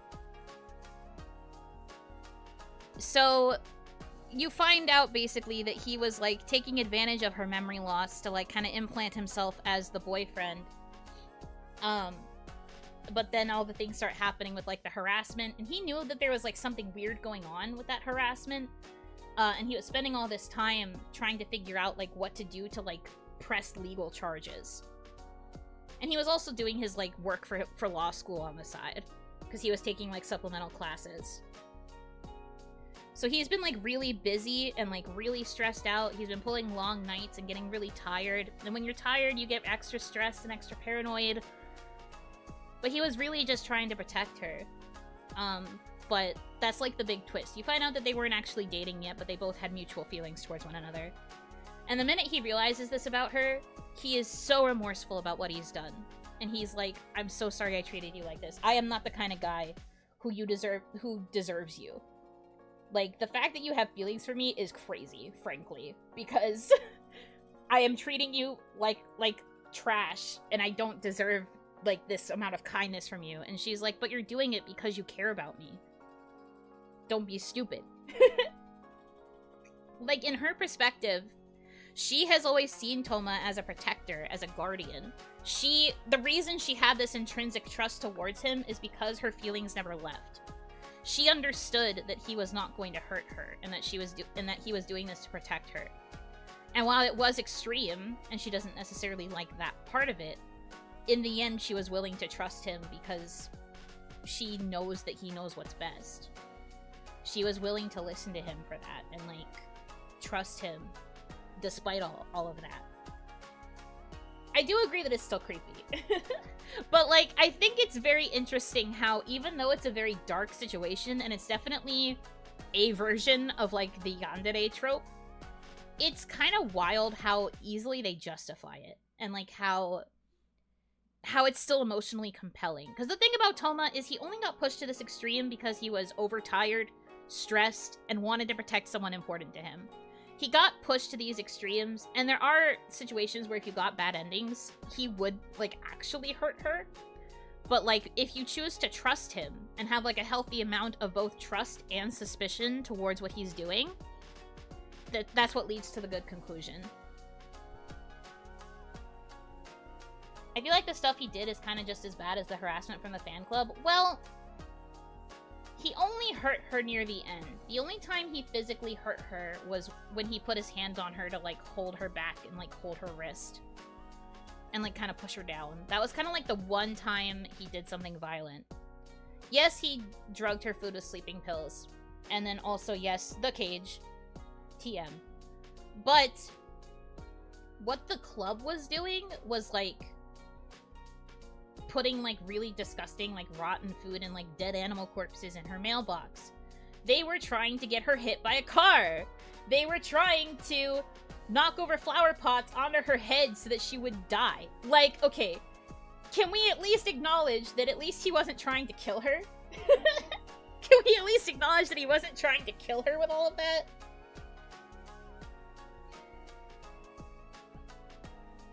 The truth is, the vibe of the story is this man will go to any extreme to protect you and care for you, and a lot of girls are really here for that. Yeah. This is very much like the protective guy trope taken to an extreme. And there are a lot of girls who are into that kind of thing. It also sounds like you don't find out about all the work he's been doing on the side to figure out how to press charges until this point. Yeah, you don't realize that that's what he's been doing. The heroine just assumes he's been working on his homework, but he's actually been, like, consulting with his professors and doing his own research to, like, present it to them to be like, hey, how would I press legal charges on people when I don't specifically know who is doing this? Because he doesn't realize it's the fan club. He only figures it out, like, later. Like, he's, like, on the brink of a breakthrough when they first have this conversation and realize that they were both kind of dumb with their emotions. But he doesn't realize that it's Ikki's fan club until he finds out that she was getting advice from Ikki through looking at that journal. And he's like, oh, it's the fan club. It's those girls. And then he's able to like, very easily, like, handle the situation and, like, report what they're doing. Basically forces the fan club into, like, a Seiza apologies and, like, makes them, like, stop what they're doing. And I don't think they fully press charges because the heroine insists that she doesn't want to. But he does handle the situation for her. And, like, makes sure that she's going to be safe.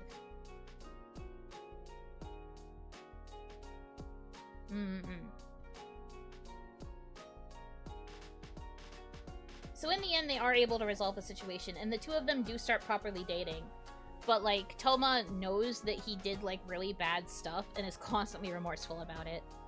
he spends, like, almost the entirety of their relationship trying to make amends for treating her that way. Because he still thinks it was wrong of him.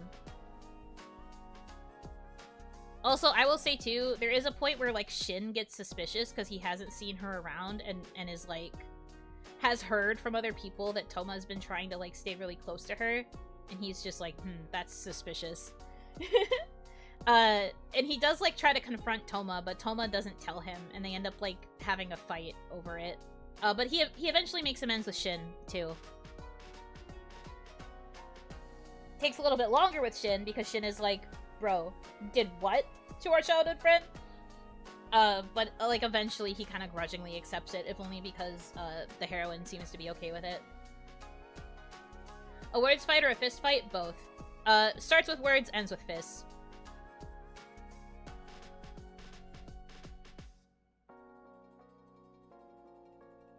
Regardless of, oh, he is protecting me, he still put a human in a cage. It might not be as bad as trying to kill her, but still that is bad. Oh, I never said it wasn't bad.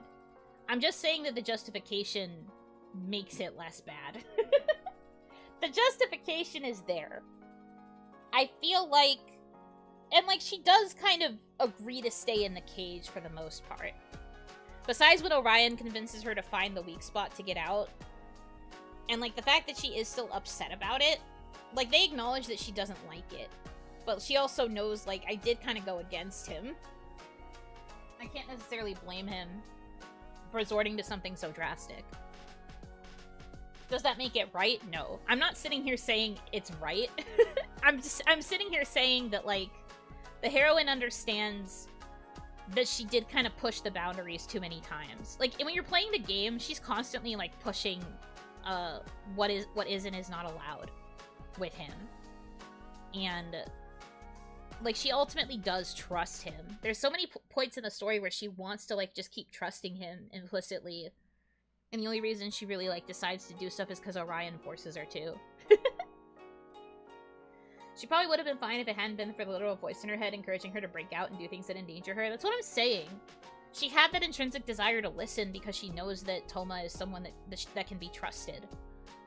But it's because Orion was like, no, you need the stimulus. We should figure out what's going on for ourselves.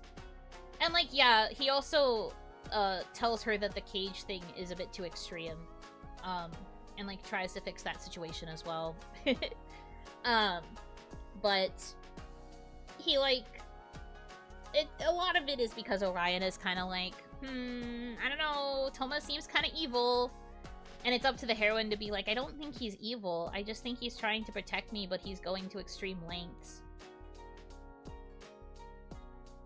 That's an important thing to acknowledge about their relationship, I think, is that, like, Toma knows that he was in the wrong for this, and he fully assumed that the heroine was just gonna, like, leave his ass the minute she discovered what he was doing. And she would have every right to, but she chooses to love him regardless. She chooses to, like, look past this thing that he did out of this extreme moment of desperation to protect her, and is like, look, what you did sucked.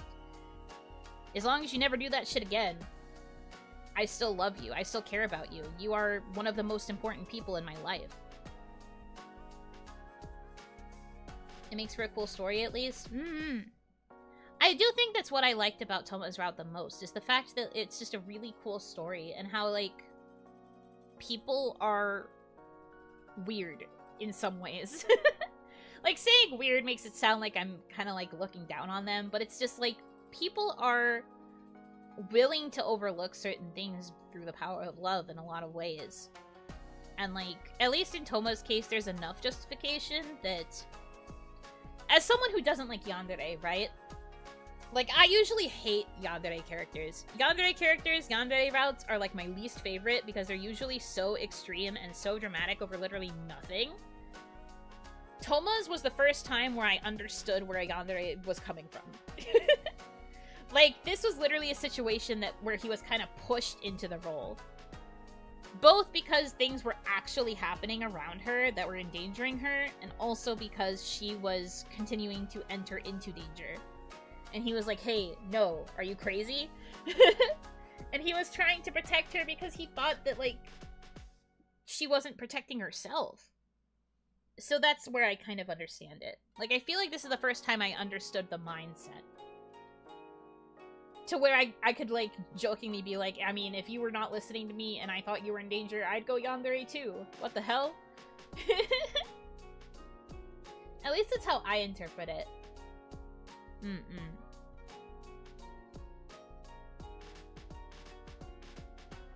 Also, because he's studying law, he was kind of doing just enough to avoid criminal detection. Which is, I mean, a little bit extreme, but hey.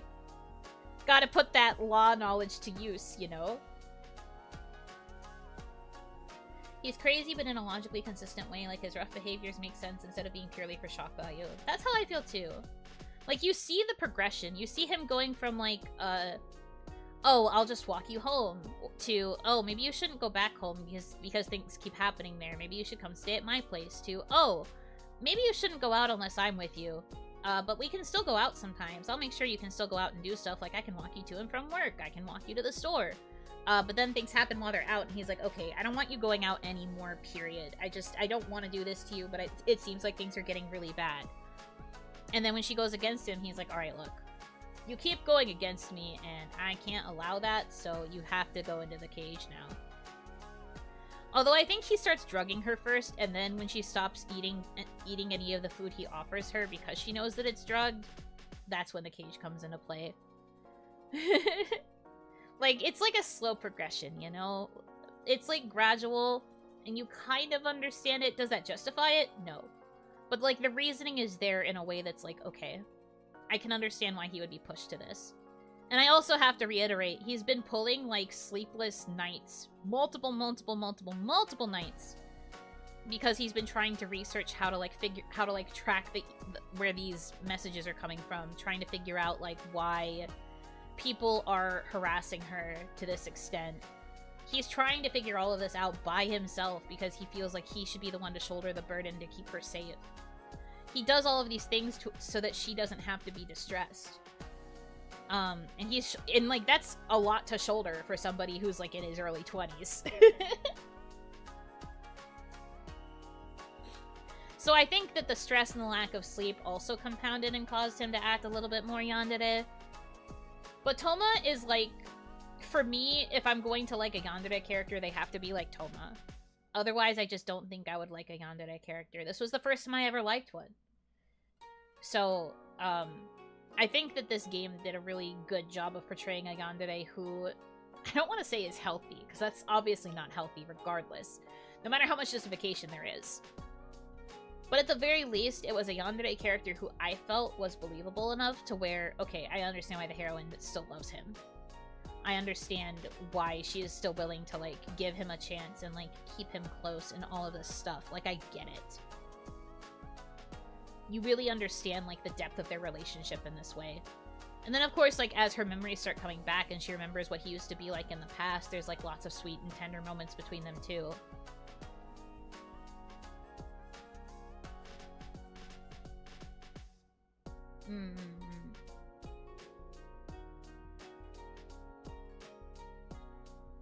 Yeah, ultimately his goal is to just take care of the heroine.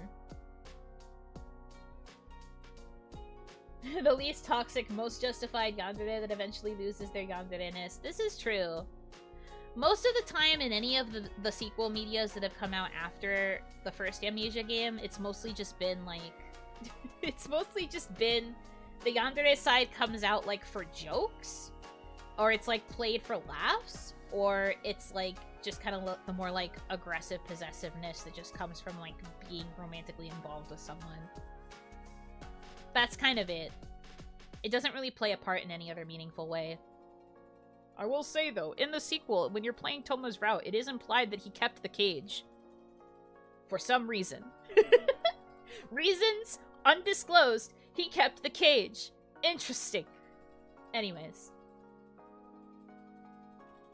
Rare footage if I can fix him not being disastrous. Do you understand now, though? Do you understand now why being in the cage is actually just, like, a metaphor for, accepting the, like, security and protection that comes from somebody who is desperate to keep you safe no matter what? Investment title! Oh, real. He probably went to get rid of it, and the heroine said, no, keep it. Low-key, she actually kind of did, though. He was like, I've been meaning to get rid of that. And she's just like, why? And he's like, what do you mean, why? There is actually a funny scene, though, where, this is from, like, a sequel game, while the characters are, like, actively dating. But he offers to get into the cage as, like, repayment for the fact that he made her go into the cage. And there's, like, this weird bit where, like, he just experiences what it was like to be in that cage for a little while. And it's very strange. Could be useful if they get a pet bird. No, the cage is actually quite big. I believe he said he got a cage that was meant for, like, medium to large dogs. So it's actually a quite big cage. When he goes in it, it's a little bit cramped compared to when she's in it. But, like, it's actually a decently sized cage. It takes up quite a bit of space in his apartment. And when he gets rid of it, he, like, puts it out on his balcony, and it takes up most of the space on the balcony. Anyways. Why did he put it on the balcony? I don't know. Don't look at me. Toma makes weird decisions sometimes. He's a bit of a silly boy. He's a bit of a silly little guy. Chat, you don't understand. He got a decently sized cage that shows he cares. He got a cage for medium to large dogs. That means he considers her a medium to large dog. Wait.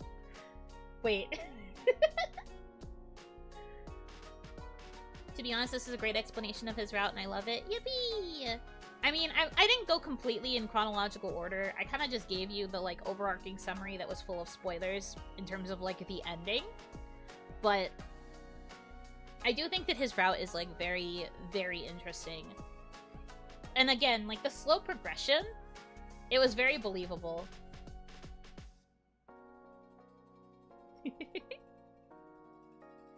Aw, man. I wish I could have explained more, but even just explaining Toma's took so long. Oh, God. I might have to do a part 2 where I explain some of the other routes, because unfortunately I don't have enough time today. Because I have to go get ready. Well, at least I was able to justify the cage. Cage justified. Part 2 spoiler boogaloo. Honestly, real. Part 2, I will be able to explain all of the other love interest routes. Oh, I should tell you about Waka. I think Toma's version of Waka is the silent Waka. I think it's the silent Waka, the one who, like, doesn't talk. Most of the other Wakas talk. This one, I think the one in Toma's route does not speak at all. There's, like, a funny bit about how, like, even though he doesn't talk, or, like, very rarely speaks, when he doesn't talk, all of the other people who work at Meido no Hitsuji can just, like, tell what he's saying, just based on his expressions, and they can just, like, instantly kind of translate what he is, I guess, thinking, or what he wants to say. It's a very strange choice to have him be, like, the silent one, but it's kind of funny at the same time. I think they imply it's because he's, like, shy. Or, like, he's shyer in this route compared to some of the other Wakas, but he gets the silent Waka. Does he get the classic ellipses as his dialogue? Yes. Does her being stuck in Toma's home affect her job at the cafe? Toma used to work at the cafe, in the past. So, he calls Waka and, like, calls the cafe and is like, she can't come in for a while. And Waka's like, oh, okay. Basically. So, it's just kind of, like, allowed to happen in that case. Because Toma had, like, a past connection there from working there. So they're just like, yeah, Toma wouldn't lie. He's a good guy. Toma taking advantage of his good guy image to do not good guy things. Not exactly defend, just explain. Yeah, I just explained. I do think in some ways people could argue that this is defense, but, like, I'm just kind of trying to explain the narrative justification. And also why I think that the cage is ultimately okay in the end. You missed the explanation, though. It's the heroine that defends the cage. Honestly, same. If any of the other characters found out she was kept in that cage, she would just be like, it's fine because he was trying to protect me. And everyone would be like, honey, are you good?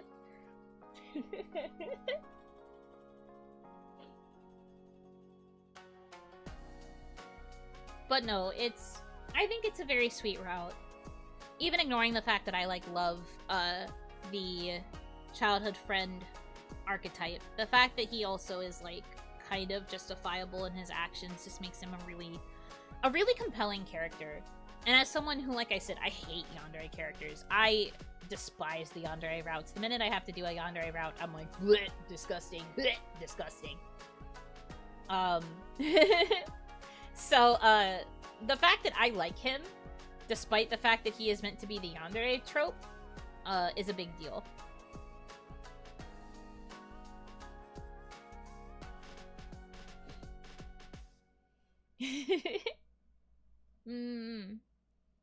But unfortunately, like I said, as much as I want to keep going, I do have to prepare for the event that I have in like 30-ish minutes. So I have to go. I will do a part 2 of this for the next YuNovels, where I describe the rest of the routes. I will have more time then, so I can actually, like, properly infodump about all of them. I didn't think my initial description was going to take so long, and I also didn't think I was going to spend this long talking about Toma. That's my bad. Unfortunately, I love Amnesia. I should have expected that I was going to ramble a lot about all of these aspects of it. I hope you guys are interested in Amnesia, based on my descriptions. I hope you think it at least sounds cool. No one died in that round? That means there's no death in the game at all, right? Well, okay. The thing is, in some of the bad endings, the heroine can die. Specifically, I think in the case of, like, these routes, I think there is a route where Toma does hurt her to the point where she dies, or where she, like, does something that endangers her life, and she ends up dying and he can't protect her. And that makes him go kind of crazy. There's also a point where Ukyo kills her. But that's related to Ukyo. But, like, it's specifically the bad ends. I'm explaining the true end for Toma because I feel like that's where you get the most understanding of his story. But there are bad endings where he like, ends up pushing her into doing something dangerous. And then also, if you make the wrong choices, you could get killed by Ukyo. A lot of the bad endings for a lot of the characters, Ukyo kills you. I will have to explain that next time. But next week, we're gonna be doing, Fictitious Friday, where I'm gonna teach you guys how to interact with an editor and, like, what to expect when you talk to an editor when it comes to, like, a creative writing work or something like that. So, we're gonna be talking about how to, like, work with an editor when working on like, a writing thing. The week after that, though, we'll do, like, a part 2 to Amnesia Memories. So make sure you do your homework, okay? Okay. That stream will just say major plot spoilers. Don't watch if you don't want spoilers. Because it's gonna be all spoiler talk.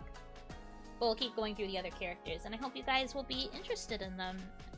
And maybe if you ever feel like it, you'll give the game a try. It goes on sale for, like, quite cheap sometimes, so maybe next time there's a Steam sale, you will consider picking it up. I think there's a lot of value in playing Amnesia personally, so, might be worth trying if you ever have the spare time. I know, visual novels can be a bit of a time commitment, though. So no pressure, but, like, maybe if you are interested, you will consider picking it up in the future, and if you did, that'd be pretty neat. And then we could talk about it properly. But yeah, so I must go get ready for my thing now.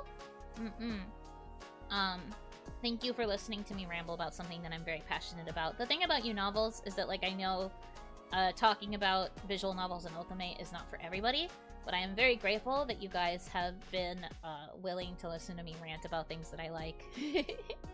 I feel very blessed that I have the opportunity to talk about things that I like to this extent. I'm very grateful. I don't take it for granted. Thank you for letting me share things I think are cool. Even if I ramble about it nonstop. Like, yeah, thank you guys so much for choosing to spend time with me. Tomorrow, members, we have a secret member stream that's going to be a secret something, a secret cool something.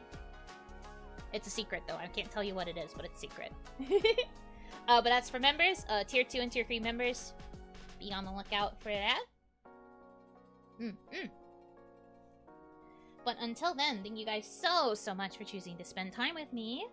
I hope that you have a good rest of your time zone, and until I see you again, Yunotsu! Oh, I'm really gonna have to rush getting ready.